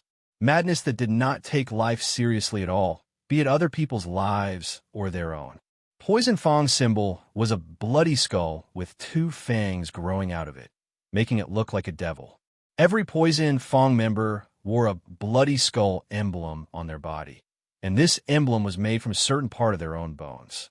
Poison Fong originated from Sector V, and it was a gathering of madmen from all walks of life. They carried with them the cruelty and slaughter of Sector V, and they would do anything to achieve their goals. In their eyes, both the army and the 4 great hunter regiments were the same, targets to be slaughtered. Other people would have to think twice about sacrificing 800 men to inflict 1,000 damage on the enemy, but Poison Fong was more than happy to do so. This was also a headache for the military and the hunter regiments, who would be so bored as to risk their lives against them. It would be fine if these people were just blindly crazy, but the troublesome thing was that they were not blind. There was no lack of geniuses in Poison Fong. Even if they went to extremes and had twisted personalities, one had to admit that they had something in their heads. They liked weapons of mass destruction and nuclear reactions with high radiation energy. Sector V had plenty of places for them to test new weapons, and that was why more than half of them suffered from radiation sickness. A few days ago, Poison Fong tested a new nuclear weapon, and they forcefully turned a rank B habitable planet into a rank C planet. The remaining survivors were tortured and killed one by one. To this end, the League of Stars' military had sent people to Sector V to surround and kill Poison Fong. Strangely, however, Poison Fong did not fight them head-on this time. Instead, they gathered their people, stole some warships and fighters, and left Sector V for Sector Z. Some people say that they were forced to flee to Sector Z, but I don't think it's that simple. Bart said, "Amen, I'll be careful." Shotten could not be careless when it came to Poison Fong. You came to Sector Z to complete a mission. If you run into Poison Fong, stay as far away as possible. It may be a little frustrating, but if you want to avoid unnecessary casualties, don't fight them head-on. We're not the army, and we don't have rigid rules. Don't be like Heaven's Birth. Heaven's Birth was one of the 4 great hunter regiments, just like Vanguard. A few years ago, a Heaven's Birth B squadron had encountered Poison Fong's people when they headed to Sector V and fought them head-on. Although their losses weren't great, it wasn't small either. After all, the people who could fight solo in the B squadron of the 4 great hunter regiments were all elites. Losing even one was a loss. On the other hand, Poison Fong had dropped 5 consecutive shockwave bombs on the densest area of the aircrafts while the 2 sides were engaged in battle. More than 30 aircrafts were blasted to smithereens, and 9 of them belonged to Heaven's Birth B squadron while the other 20 belonged to Poison Fong themselves. This was why they were so crazy. Naturally, Shotten knew about Heaven's Birth. If the 6th squad ran into the current Poison Fong, Shotten felt a headache coming on. My suggestion is for you to turn back and leave Sector Z. After all, you've discovered a couple of different energy ores, and this is enough for them to go crazy. Although the news hasn't been leaked yet, it's better to be safe than sorry. If your squad runs into the current Poison Fong, your losses will probably be huge. Bart's expression was serious. After a period of thought, Shotten said, "I'll discuss this with the lieutenant commanders before making a decision." After Sillin exited the spaceplane, he returned to the starship with Engie. Engie brought Sillin to his own workshop. There were some parasites sealed there, but they were all specimens and not alive. They may be dead, and they don't have eggs, but the genetic material in these specimens is still intact. Engie pointed at one of the parasites he discovered during a starship cleaning. Their genetic material is different from human DNA. Their genetic material isn't made up of purines and pyrimidines like us humans or common life forms, but a couple of other substances. Sillin accepted the document Engie handed over. It was Engie's research results in his spare time. It was just some basic research and not in-depth. After all, Engie wasn't a professional in this field. While they were talking, Sillin's communicator rang. It was Carrie again. "Sillin, where the hell are you slacking off? Come over now." "What is it this time?" "Come over and move the oars. Those transport robots go crazy the moment they touch the oars, so we have no choice but to do it ourselves. The commander told us to hurry up. He has other plans for us later." "All right, got it. I'll be right there." Sillin disconnected, apologized to Engie, and left to move the oars. Engie waved his hand. "It's time for our team to follow up. I'll go check on the starship first. You guys go ahead." When Sillin returned to the mining site on the planet, Carrie was moving the oars. The dark red energy ores made him look even darker. Putting the energy ores on the transporter, Carrie wiped his sweat. "I didn't know this stuff was so heavy." "Hey, Sillin, I heard we have to change our plan." Sillin gave him a questioning look. Carrie looked around and whispered, "I heard it from the deputy commander, but I don't know the reason." The deputy commanders were called to a meeting again. They're probably thinking about this. Seeing that Sillin didn't respond, Carrie elbowed Sillin again. "Aren't you curious why? With the commander's personality, he won't give up on the original plan so easily." "Yes, continue." Sillin rolled up his sleeves, walked over to pick up an energy ore, and walked over to the transporter. Carrie also picked up a piece, but his attention was clearly not on it. "That means there must be some special reason. Take a guess. What is it?" "How would I know?" "We'll know after the commander's meeting." "Why are you so anxious now?" Carrie was about to say something when Tang Chiochio jumped out of an aircraft that had just landed. "Big brother Sillin, big brother Carrie, I'll show you something." Tang Chiochio ran over with a smile, something wrapped in her clothes. Hui Mao's nose twitched. "Yummy." Tang Chiochio carefully opened a wrapped jacket, revealing an egg the size of 2 fists. There were white circles on the egg, and it was very beautiful. "Oh, not bad.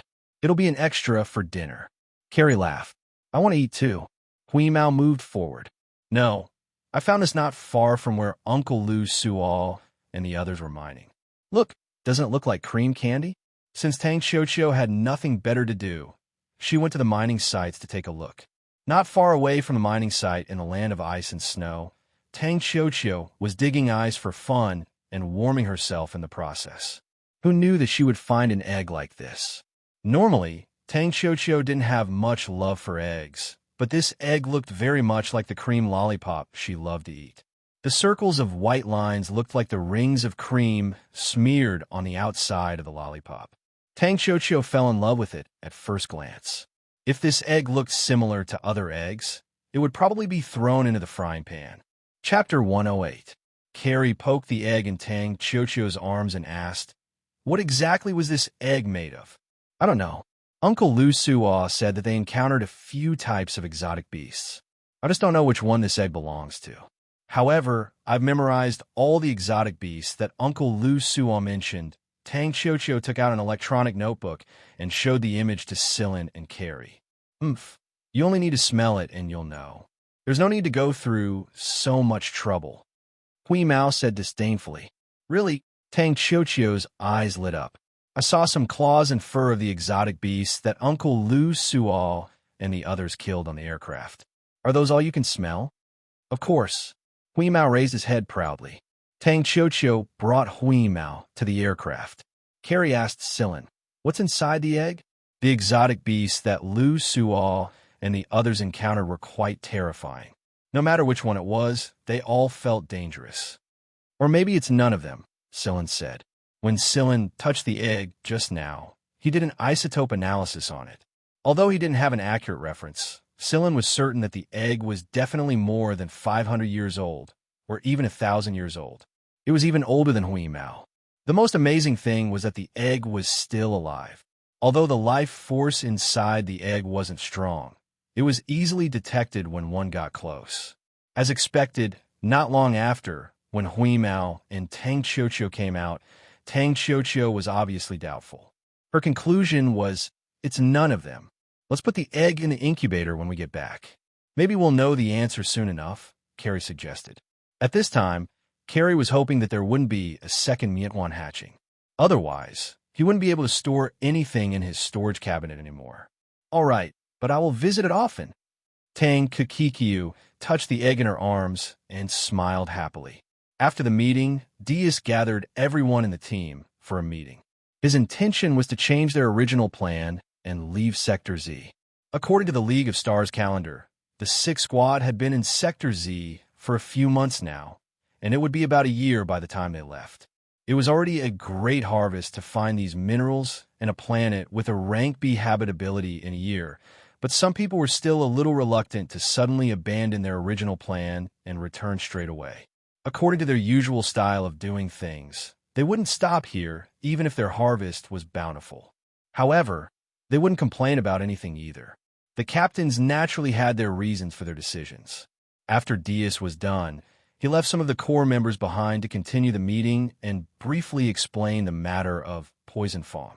The moment Poison Fong was mentioned, everyone knew immediately. No wonder the captains would make such a decision. It made sense. Who would want to run into those madmen at this time?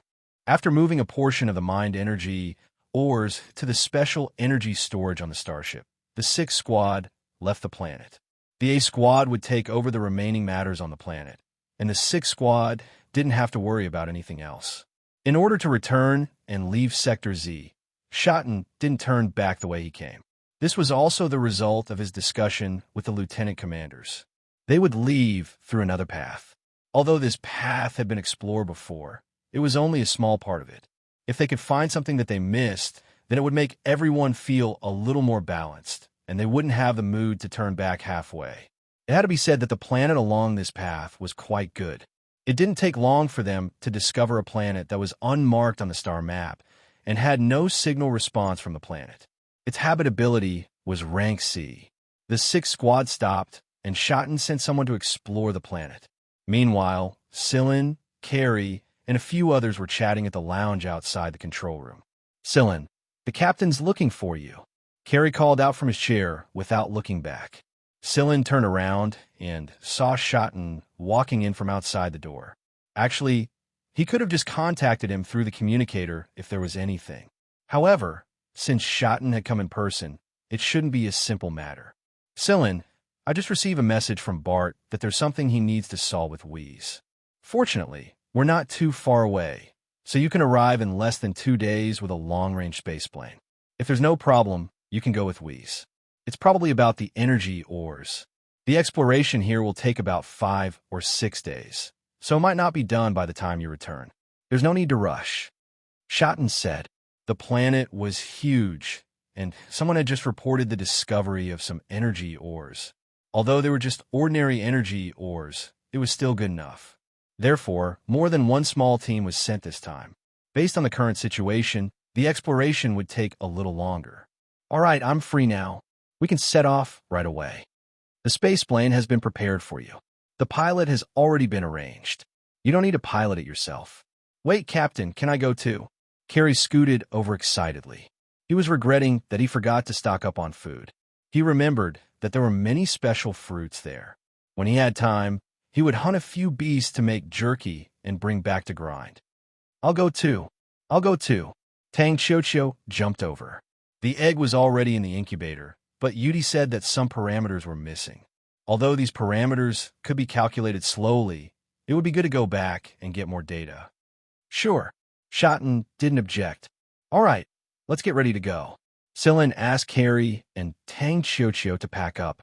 He picked up Hui Mao, who was bullying the Miantuan, and walked toward the spaceplane that Shotten had prepared.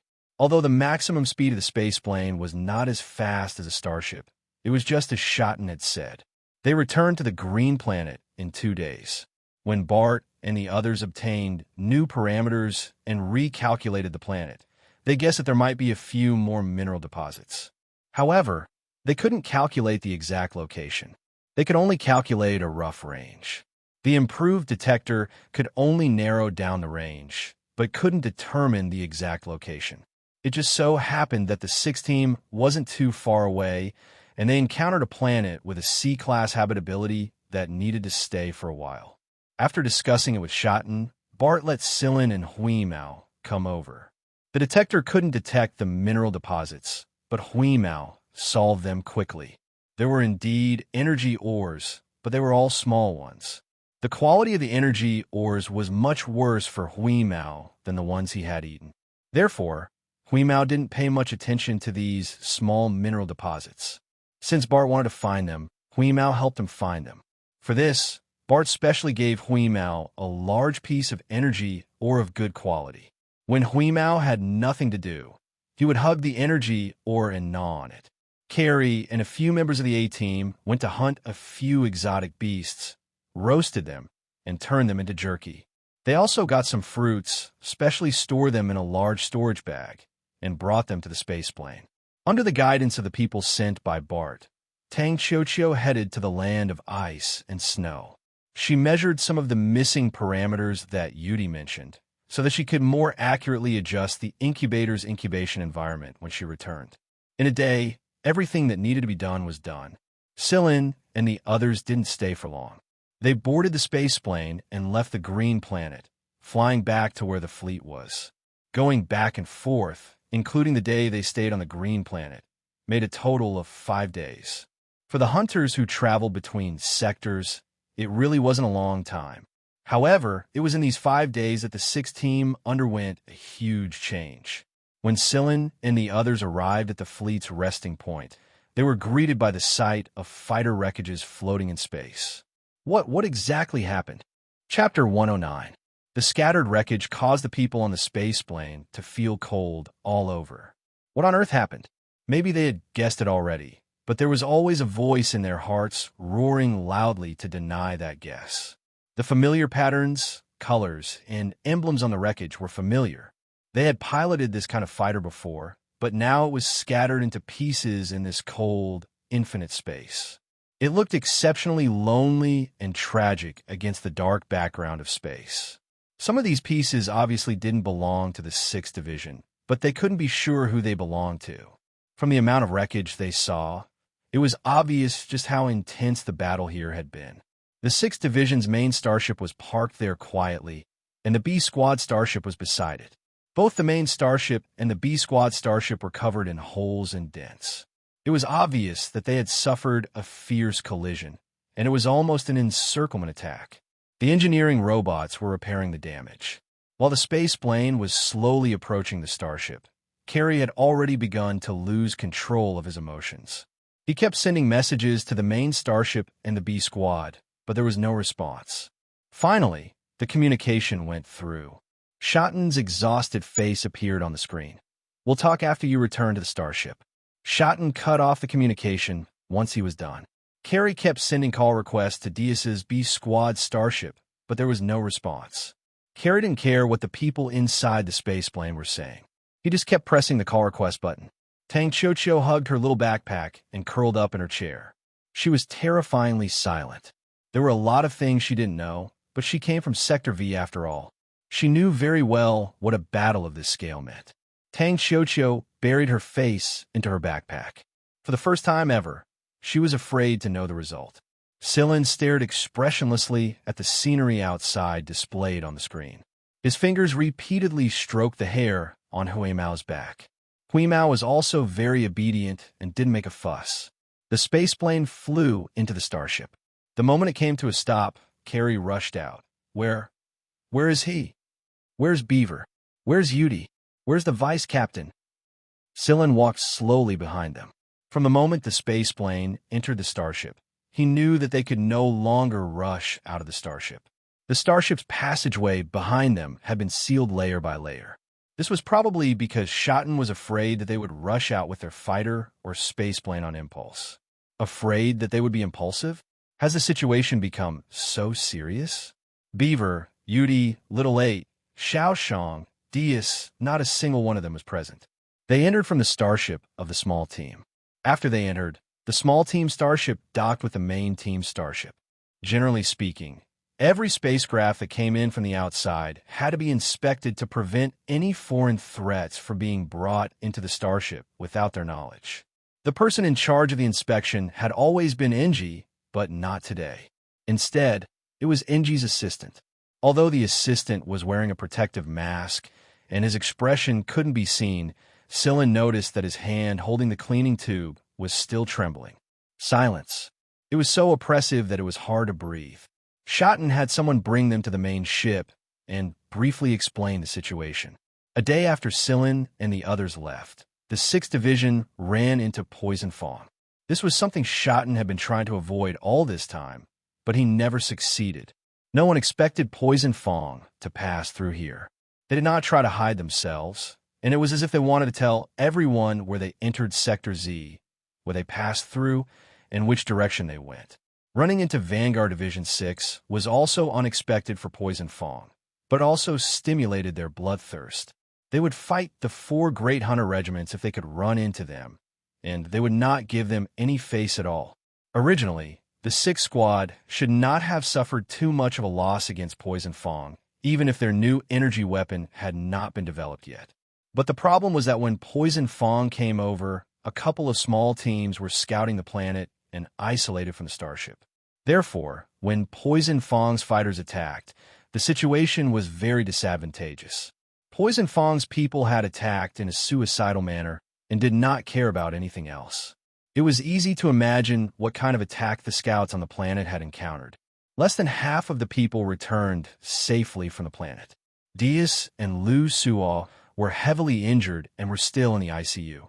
Akai, Huaqin, the 2 lieutenants, and more than 30 members were captured. As for why they were captured and not something else, Shotton did not say. There were also some members who returned to the starship who were still heavily injured and in critical condition, such as Beaver, Yudi, and the others. Although Xiao Shang and Ba Dao were injured, their injuries were not serious. They had been staying on the medical floor of the main ship all this time. The medical floor of the main ship was filled with hurried paramedics, and the members were waiting anxiously outside the emergency rooms. When Celine came up, she saw Ba Dao and Xiao Shang standing outside the door of an ICU. Their expressions were heavy, and they seemed to be in a very depressed mood. Carrie said a few words to them before covering his eyes and leaning against the wall. Feeling his hand being held, Silin turned his head and saw that Tang Xiuqiu was holding her bag with one hand and tightly holding Silin's hand with the other. It was as if she was holding onto the last life-saving rope. Up until now, Tang Xiuqiu had not said a word or cried. She simply stared blankly at the sick room with wide eyes. She did not see clearly who was lying inside the sick room, and she was also afraid to find out. Her feet felt like they were nailed to the ground. Silin crouched down and picked up Tang Xiuqiu. Then, he walked towards the sick room. The closer he got, the tighter Tang Xiuqiu's grip on Silin's hand became. Through the transparent barrier, Silin saw the people inside. It was Yudi, Beaver, and a few other members of the same team. They were lying quietly in the ICU. From the equipment and the data displayed on their bodies, Silin knew that they were not out of danger yet. He did not know how long they would stay like this, and he did not know who would be able to survive until the end. "Where's the vice captain?" Silin looked at Xiaoshang. In that ward, Xiaoshang pointed at a sick room. His voice was still trembling and suppressed. However, when Silin saw the sick room Xiaoshang was pointing at, he sighed in relief. That sick room was the one that was out of danger. Silin carried Tang Xiuqiu and walked to the sick room Xiaoshang mentioned. Through the barrier, Silin saw Dias lying on the bed. He was probably asleep. Asha was guarding him. Her eyes were red, and she looked haggard. Silin and Tang Xiuqiu walked into the sick room. When they entered, they realized that Dias was missing an arm. Looking at the stable data displayed on the equipment, Silin patted Tang Xiuqiu's head. "Vice Captain is fine. He'll wake up after a nap. You and Vice Captain Asha stay here with Vice Captain. I'll go check on the others, okay?" Tang Xiuqiu lowered her head and nodded. Asha got up and led Tang Xiuqiu to the other side to sit down. Her movements were gentle, afraid that she would wake Dias up. After leaving Dias's sick room, Silin asked around before heading to another sick room in the intensive care unit. The people in the intensive care unit in this area were in a worse condition than Yudi and Beaver. At least Yudi and Beaver could still recover. However, the people here had already been sentenced to death. The treatment would only allow them to stay in this world for a while longer. Non-medical personnel were not allowed to enter the sick room because they would carry germs. Silin stood there quietly and looked at the people inside. The person lying on the sick bed, who was almost completely covered by the medical equipment, seemed to have sensed something. He raised his hand to lift the equipment off his head. The medical staff next to him wanted to stop him, but was waved away by the hands. It was hard to imagine that he still had the strength to push away the medical staff in such a situation. "Silin, come here." Chapter 110. Silin took an isolation suit from the medical staff and put it on before walking into the ICU.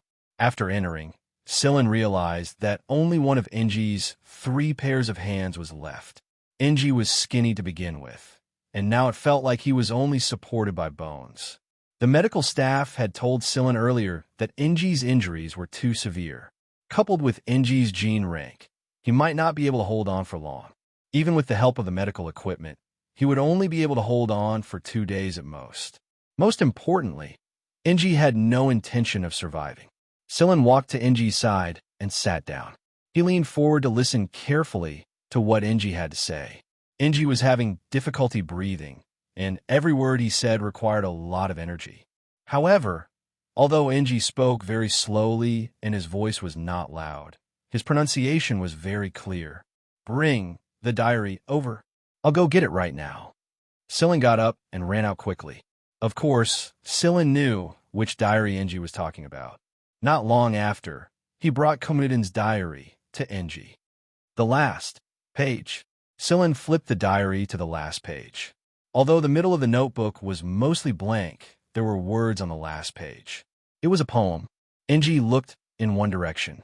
There was a shelf outside the ICU, and on it were some of the items that the patients brought with them when they were sent in. Among them was Enji's small toolbox. Silin brought the toolbox over. The medical staff wanted to sterilize the box, but Enji waved his hand. "No need."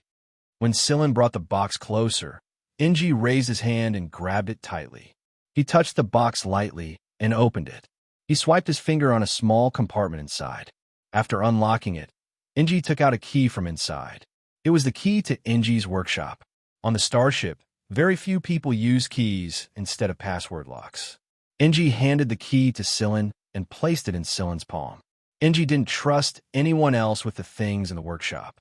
Enji felt that only Sillin would understand the preciousness of the things inside. Enji had difficulty breathing due to the removal of the equipment on his head. Sillin wanted to help him put on the device again, but Enji refused. If I put on these things, I won't be able to hear. Enji caught his breath and pointed at the notebook. He asked Sillin, I remember that you're from Sector X. Do you know Sector X's sector language? Sillin nodded. A smile appeared in Enji's eyes. It's been a long time since I've heard Sector X's language. Help me read the poem at the back of the notebook in Sector X's sector language. Enji's words were spoken calmly, but Sillin felt that Enji was speaking with his last breath.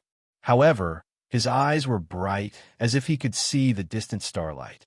Communidin was originally from Sector X, and his dream was to become a freelance poet. Later on, Communidin's hometown was affected by war, and he met the then 3rd B Squadron Commander Nada. He was brought to the 3rd B Squadron by Nada and became a member of the 3rd Squad. Even after he arrived at the 3rd B Squadron, Communidin still wrote poems frequently. Every notebook and diary contained at least a few poems. At the time, Enji and some people from the 3rd Squad listened to Communidin recite poems in his standard Sector X's sector language. However, those people had all died in the incident that year, and Enji had been transferred to the 6th Squad before that. That was how he had avoided that disaster. However, if Enji had a choice, he would rather become a speck of dust in the universe with those people. Enji's current age, according to the age of the OTOP people, was only a third of the average age. However, Enji was already satisfied. Sitting beside Enji's sickbed, Sillin flipped open the notebook and looked at the poem on the last page. Then, he began to read slowly. From heaven or heaven's vicinity, and with the music that flows freely, pour out your heart with unpolished art. Fly up and soar higher. From the ground you leap like a cloud of blazing fire. Through the blue heart of the sky, forever singing to fly, flying to sing. The sun below the horizon, radiating golden lightning. Rosy clouds steaming in the clear sky. You soak in the sunlight, like an incorporeal joy just beginning a swift expedition. Faint purple dawn melts around your voyage, like the stars in the day sky. Though you can't see them, yet you can hear the strong sound of your joy clearly. The music that is incomparably sharp, like a sharp sword of silver starlight, its strong light, dimmed in the morning light, until it's hard to distinguish, yet you can feel it in space. It was a very standard Sector X's sector language. The medics didn't understand it. They weren't from Sector X, and they only needed to know the League of Stars' language to navigate the galaxy. Moreover, they had always thought that all languages other than their homeland's language and the League of Stars' language were awkward. But when they heard Sillin's voice now, they felt an unusual feeling. It was like a cool breeze brushing across the sandy ground, sweeping up dust and blowing it straight into the blue sky. The light in Enji's eyes was very gentle. It was as if he had met an old friend from many years ago. Enji's genotype rank was not high. The average genotype rank of an OTOP person was rank C. However, perhaps because he had been exposed to too many rays, Enji's genotype rank was only rank D. Moreover, compared to the usual robust OTOP people, Enji was pitifully thin. The happiest days of Enji's life were when he was carried by Communidin to sail within the galaxy. So it had been almost 50 years before he knew it, as if in the desolate night, behind a solitary cloud, the bright moon shines its light, and its clear splendor fills the universe. After reading the poem, Sillin closed the notebook and looked at Enji, who still had his eyes closed and a smile on his lips. He bowed. Have a safe journey. The heartbeat shown on the machine had stopped. Sillin walked out of Enji's ward. Ba Dao stood outside the ward for who knew how long. Ba Dao felt that he couldn't understand Sillin. From a moment Sillin came to this floor, whether it was Yudi, Beaver, and the others in the ICU, Diaz, who had already passed away but lost an arm, or Ng, who had just passed away, Silin had been terrifyingly calm. What was this person's true thoughts? Ba Dao didn't think that Silin didn't care about their lives, but compared to Carrie and Xiao Shang, Silin's calmness was creepy. There was no emotion on his face, but when he met that pair of eyes, Ba Dao couldn't help but feel the urge to retreat. Ba Dao remembered what his seniors had said. There's a kind of person, when their emotions reach an extreme, they will be no different from normal. If you encounter this kind of person, don't provoke them, or you won't even know how you died. Silin, Ba Dao wanted to say something, but after 2 words, he couldn't say anything else. How are Yudi and Beaver? Silin asked. His voice was so calm that not a trace of emotion could be heard. The medical staff said they're getting better. They just need to survive these 2 days. They have to rely on themselves. The medicine might have side effects, so unless it's the last resort, no one dares to use it. Silin nodded and walked to Yudi's ward to take a look. The Miantuan was stuck to the wall. It looked like he hadn't eaten for a few days. After looking at the situation, Silin walked out. Description: the poem was extracted from Shelley's To the Skylark. Chapter 111.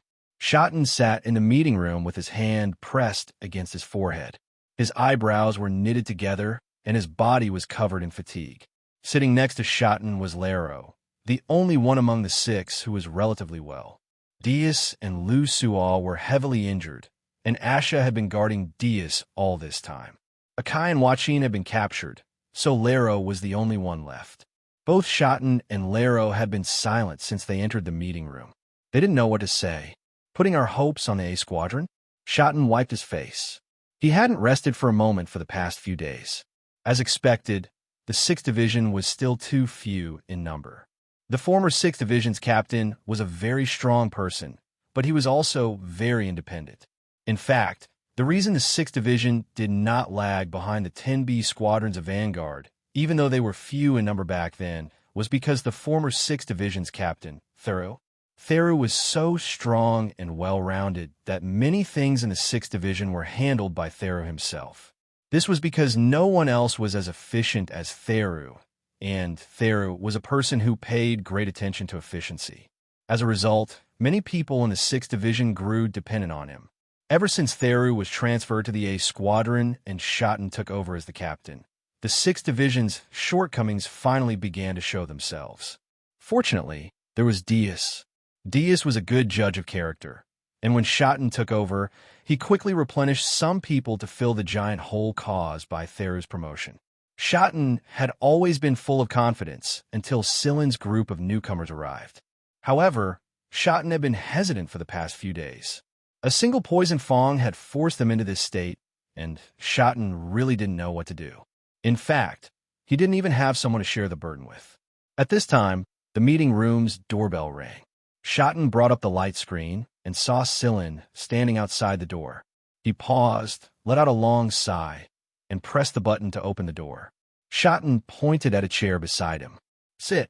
Silin pulled over a chair and sat down. He looked at Lieutenant Laro and then at the tired-looking Shotten. He said, "Can you tell me what happened?" Shotten took his hand off his forehead and brought up a display. He moved it in front of Silin. This is the video of that time. After that, Shotten fell silent. Silin stared at the image displayed. From the appearance of the battleships, to the collisions between the starships and fighter jets, to the emergency retreat of the scouts under the cover of the dispatch fighter jets. The most obvious example of this was Poison Fong's suicidal ramming. The clashing fighter jets were like fireworks that had suddenly exploded in the night sky, carrying with them a sense of helplessness and tragedy.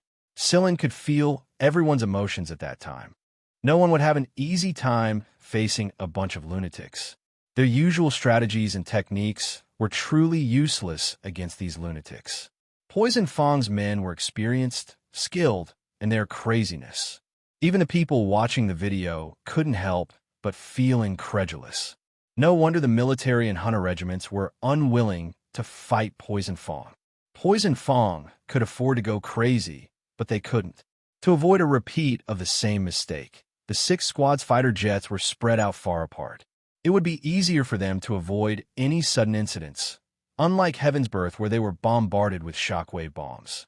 However, Poison Fong didn't seem to be planning to use shockwave bombs at all this time.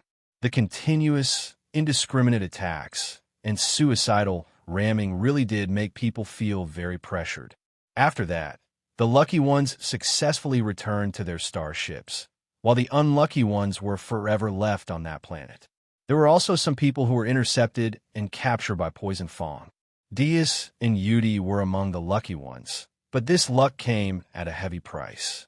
From the moment Sillin started watching the video, Shotten and Laro had been observing Sillin's expression. But to their surprise, Sillin's expression didn't change at all. There wasn't even a hint of killing intent.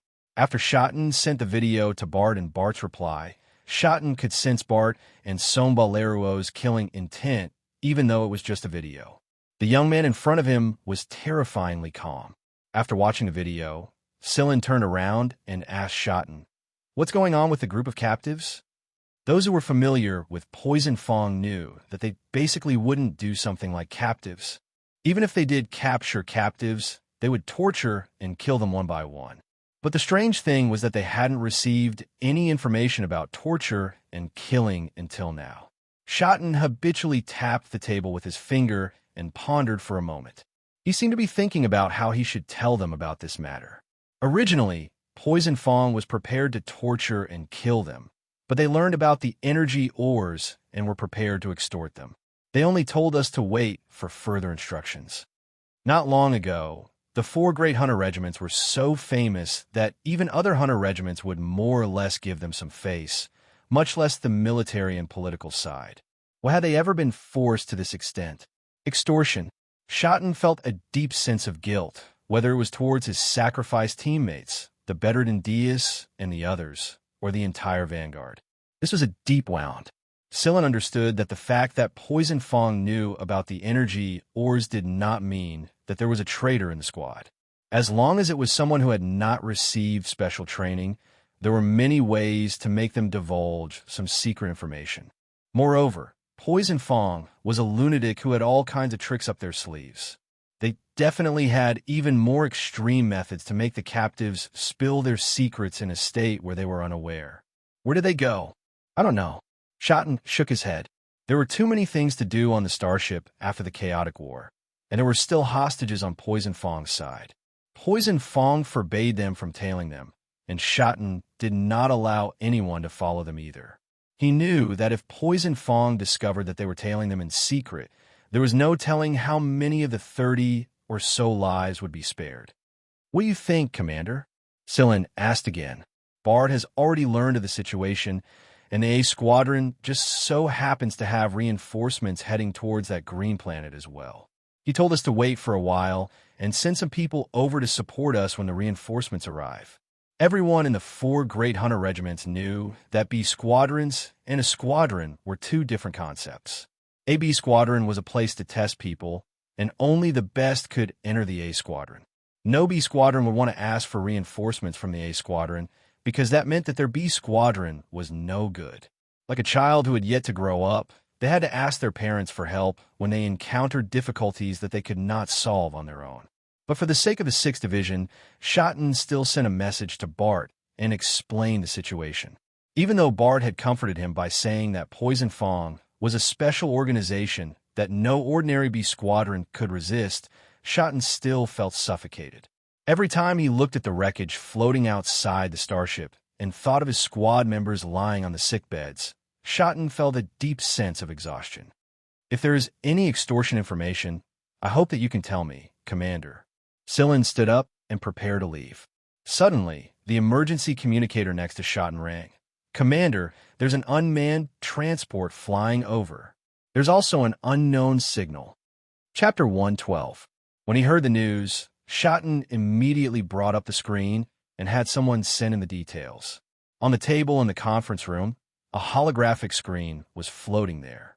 On the holographic screen was a small transport plane with a blood-colored skull symbol. At the same time, a signal was transmitted from the transport. After the signal was received, an image appeared on the light screen. A person appeared on the light screen, and it was a very sinister-looking person. There were blood-colored patterns on his face, and those patterns just so happened to be the symbol of Poison Fong, a blood-colored skull. The person did not look like a normal human either. His mouth was very big, and a pair of long fangs protruded from the top and bottom of his mouth. Dear people of Vanguard Division 6, I, Poison Fong's leader, Skeleton King Carreño, greet you on behalf of my little Poison Fong members. When he said this, Skeleton King Carreño smiled proudly. His two pairs of fangs extended outwards as if he was about to swallow his prey. Carreño meant skeleton in the sector language of Sector V, so it was obvious where Poison Fong's skull symbol came from. However, Shotten had never heard of a person named Carreño before. Sillin had never heard of this name either, but perhaps Skeleton King was more famous. The image changed and displayed the 30 or so captives. Among them were the two 6 teams' vice commanders, Akai and Wachin. Although they were locked inside transparent pods and unconscious, they were still breathing. This alone made Shotten feel a lot more at ease. I heard that your team has made a small fortune recently. You should know that Poison Fong's days are not going well. We've been chased by the military recently, and we're in dire need of energy. That's why I'm not going to beat around the bush here in order to let those little Poison Fong members live a little better. These 36 lives. I accidentally killed another one yesterday. Carreño spread his hands innocently. There are a few boxes on the transport. All you need to do is fill them up. With Vanguard's reputation, I believe that you won't use fake energy ores, right? Ka ka ka ka. Carreño let out a strange laugh that made people tremble. There's a contract in the transport aircraft. To ensure fairness, you can send someone to escort the energy ores and deliver the signed contract. Of course, this king wishes to meet Captain Shotten. Ka ka ka ka. The video ended there. After he was done reading, both Shotten and Lalo fell silent. Sillin, on the other hand, still spoke in a tone so calm that no one could guess his thoughts. I'll go. No. Shotten and Laro objected at the same time. Shotten felt that if Sillin went, he might not be able to return. After all, he was a rare talent. Shotten was reluctant to use him. On the other hand, Laro didn't trust Sillin. Coupled with Sillin's age, neither of them wanted a kid who wasn't even 20 years old to take on this mission. I'm not negotiating with you. I'm just informing you, said Sillin. You can't go, Captain. If you go, the 6th Division is done for. Vice Captain Laro can't go either. We already have 4 vice captains who have lost their ability to fight. If we lose another one, the 6th Division's morale will hit rock bottom. Do you think anyone who can fight outside will be able to calm down? Shotten and Laro didn't say anything. A while later, Shotten stood up and said, let's go check out the transport aircraft first before making a decision. The fact that they were able to send a specialized transport aircraft over so quickly meant that there were many problems. One of them was certain, and that was that Poison Fong's men weren't too far away. They should be able to get some answers from the transport aircraft. When the trio arrived at the entrance of the passage, the technician was compiling the information. How is it? Asked Shotten. The transport aircraft is probably equipped with a navigation system. It's equipped with all kinds of scanning devices, and there are monitoring devices at every point. Moreover, many of the systems inside the transport are fixed. Any slight change will cause a self-destruction, and the self-destruction is enough to destroy this starship. There's even a countdown timer on the transport aircraft. According to the time board, it took a total of 52 hours to arrive here from its starting point, and the countdown timer only shows 60 hours. Listening to the technician's report, Shotten had to admit that those madmen were very smart. But it was truly troublesome to have such a brain grow on a madman's head. Those madmen didn't give them much time to prepare at all. Shotten was even starting to doubt whether the time board was correct or not. However, it didn't matter whether the time board was correct or not. What mattered was that they had less than 8 hours at most. 8 hours. If they couldn't wait for the A Squadron or reinforcements, they could only rely on themselves. Looking at the contract with a bloody skull seal in his hand, Shotten took a deep breath and tried his best to calm himself down. He hadn't been a captain for very long, and he had never encountered something like this. He hadn't encountered such a situation even when Seru was still around. What should I do? While Schotten was thinking, his communicator buzzed. Looking at the message displayed, Schotten frowned and had the technician continue his analysis. Then, he walked to the corner of the passage and saw Sillin standing there. Sillin did not approach the transport aircraft. He did not want the surveillance equipment on the transport to record him. Prepare the energy ores. Give me 5 hours. I'll give you a complete plan in 5 hours, said Sillin. Just as Schotten was about to say something, Sillin waved his hand. Captain, we don't have much time. With that, Sillin turned and left. After Sillin left, he returned to the team's starship. He took out the key Engie had given him and opened Engie's workshop. Huimao followed him in and closed the door. No one knew what Sillin was doing inside. Schotten was still looking at the information analyzed by the technician. As vice captains, Asha and Lero couldn't give him any useful suggestions. Diaz was still asleep. Lu Suo was still lying in the ICU. Yudi and the others had not recovered yet. Xiao Shang, Ba Dao, and Carrie were guarding outside the ward. At this moment, they did not know that a transport aircraft had entered the main ship's passage, that Schotten was struggling with the contract, and that the energy ores they mined were being moved onto the transport aircraft. 5 hours later, Sillin walked out of Engie's workshop and sent a message to Schotten. They talked for an hour in Schotten's conference room. Even Lero did not know what they talked about. Lero only knew that 7 hours after the transport aircraft arrived, Sillin boarded the transport aircraft. Coincidentally, the moment the transport aircraft left, Diaz woke up. Yudi and Beaver also recovered. Carrie was excited to inform Sillin, but he found that Sillin was no longer there. Chapter 113. Diaz was lying on a hospital bed with many instruments attached to his body, but he was in much better spirits. Asha left after Diaz woke up, leaving only Tang Qiuqiu and Carrie by his side. Tang Qiuqiu pursed her lips and did not say anything. Because Diaz had finally woken up, Yudi and Beaver had also passed the critical stage, but Sillin had disappeared. The most depressing thing was that Carrie and Diaz did not tell her where Sillin had gone. Tang Qiuqiu was young, but there were many things that she understood. Diaz sighed. Qiuqiu, Sillin is just out on a mission. He'll be back in a few days. Don't worry. Tang Qiuqiu still had her head lowered. You said that people will look at each other when they're telling the truth, but Carrie and the others don't even dare to look at me when they're talking. Carrie turned his head away, not wanting Diaz and Tang Qiuqiu to see the look in his eyes. Carrie regretted it very much. While they were all immersed in grief and indignation while guarding the injured, Sillin had quietly shouldered that heavy burden. Tang Qiuqiu lowered her head and fiddled with her fingers. She continued to ask in a low voice, "He won't come back, right? Sillin is so powerful, but he's still fine after being shot by you." "He'll definitely come back," Diaz said, trying to sound as sure as he could. Tang Qiuqiu did not raise her head, but her tears fell on her fingers one by one. "Qiuqiu, come here." Diaz raised his remaining arm and wiped Tang Qiuqiu's tears. "Be good. You'll be fine after a good night's sleep. Everyone will be back when you wake up." As soon as he said that, Tang Qiuqiu laid down beside Diaz's bed. Diaz had a miniature syringe in his hand. He had injected a sleeping potion into Tang Qiuqiu's neck when he was wiping her tears. "Carrie, take her to rest." "Vice Captain Sillin, it's fine. Sillin is much more powerful than you think." At the same time, on the transport, Sillin was sitting on the only chair in the cockpit. His eyes were closed as if he was sleeping. Sillin didn't even need to lift a finger to control the transport's flight.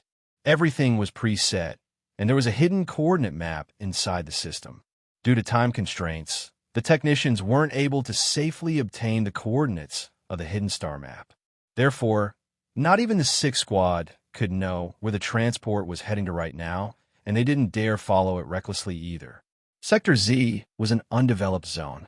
Other than the outermost area, there were no long-distance signal transfer centers in Sector Z. Signal connections were inconvenient as well, but this was not necessarily a bad thing for Poison Fawn. Sillin knew that his every move was being recorded by the surveillance system, and that the recorded images would be transmitted to Poison Fang's men so that they could better understand the people who had come to this place. The people of Poison Fang were not afraid of death, but they were no idiots either. They understood the principle of knowing one's own strength and knowing one's enemy's strength. When the countdown board showed that there was only 1 hour left, Scylla saw a reddish planet through the display window. The most obvious thing about the planet was the giant skull on top of it from space. The pattern was outlined by the intersecting crimson and light red. It would appear that Poison Fong had put a lot of effort into this planet. Other than that, the planet's location should be pretty well hidden and had never been known to outsiders before. Or perhaps those who knew were already dead. In reality, this was Poison Fong's true base. Sector V was just Poison Fong's hunting ground and a place to recruit new members. It was no wonder that they could act as they pleased in Sector V. It was because they had never cared about any planet in Sector V at all. Destroying 1 or 100 planets was nothing more than a number to them. As long as the planet hidden in Sector Z was not discovered, they were still safe. At the same time, Scylla also knew that Poison Fong had no intention of letting the 30 or so captives or Scylla himself, who was sitting inside the transport at all. Poison Fong did not believe in promises. They only believed in the dead.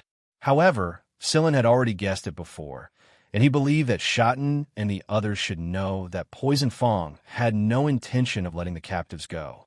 But even if there was a 1 in 1,000 chance, Shotten would still transport the energy ores over. 3 space planes and a dozen or so fighters flew over. There should be someone among them who could control this transport, because Scylla noticed that the transport's speed had slowed down. After the space planes and the transport docked, a few people walked in from the connecting passage. The leader was a 2-meter-tall brawny man with thick hair tied into a braid. When he saw Scylla, the man chuckled to think that Vanguard Division 6 would send an idiot kid over. Is everyone in the 6th Division dead? He knew that the 6th Squad had suffered great casualties in a firefight not long ago. So he purposely said something like this to test Scylla and guess Scylla's personality based on Scylla's reaction. Scylla also believed that his basis was being watched by someone on the planet right now. Scylla stood up and opened his arms to show that he was unarmed. Of course, the transport was equipped with detection and scanning devices to begin with. These people should have known about this a long time ago. Someone came from behind Bienzi and nodded, indicating that everything that needed to be moved had been moved out and that there was nothing unusual on the transport. Scylla handed over the contract in his hand. After Bienzi took it, he threw it under his feet without even looking at it and even stepped on it twice. Scylla frowned and looked at Bienzi. Bienzi and the few people beside him laughed arrogantly. With a move of his hand, the barrel of the gun was pointed at Scylla's head. Kid, your mission is complete. If you have anything else to say it now. It'll be too late to regret later. Big Q liked to see famous hunters, military figures, or people from large families and business groups begging for mercy under his gun. He also liked to see their eyes filled with despair. All of these made him excited. However, what Bienzi did not expect was that Scylla was still frowning. He looked at him and said calmly, I thought you would ask why Vanguard Division 6 would send me over. Interesting. Bienzi chuckled and patted Scylla's head with the barrel of the gun. Then he pressed it against Scylla's face. Then tell me why. My name is Scylla. I don't care if you're Scylla or Donglin.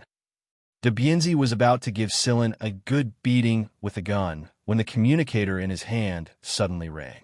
When he saw the message displayed on the communicator, Bienzi narrowed his eyes and moved the barrel away from Scylla's face. He turned his head and said to the people beside him, Take this kid away. The king wants to see him. Scylla was taken to a spaceplane. The energy ores on the transport had been moved away.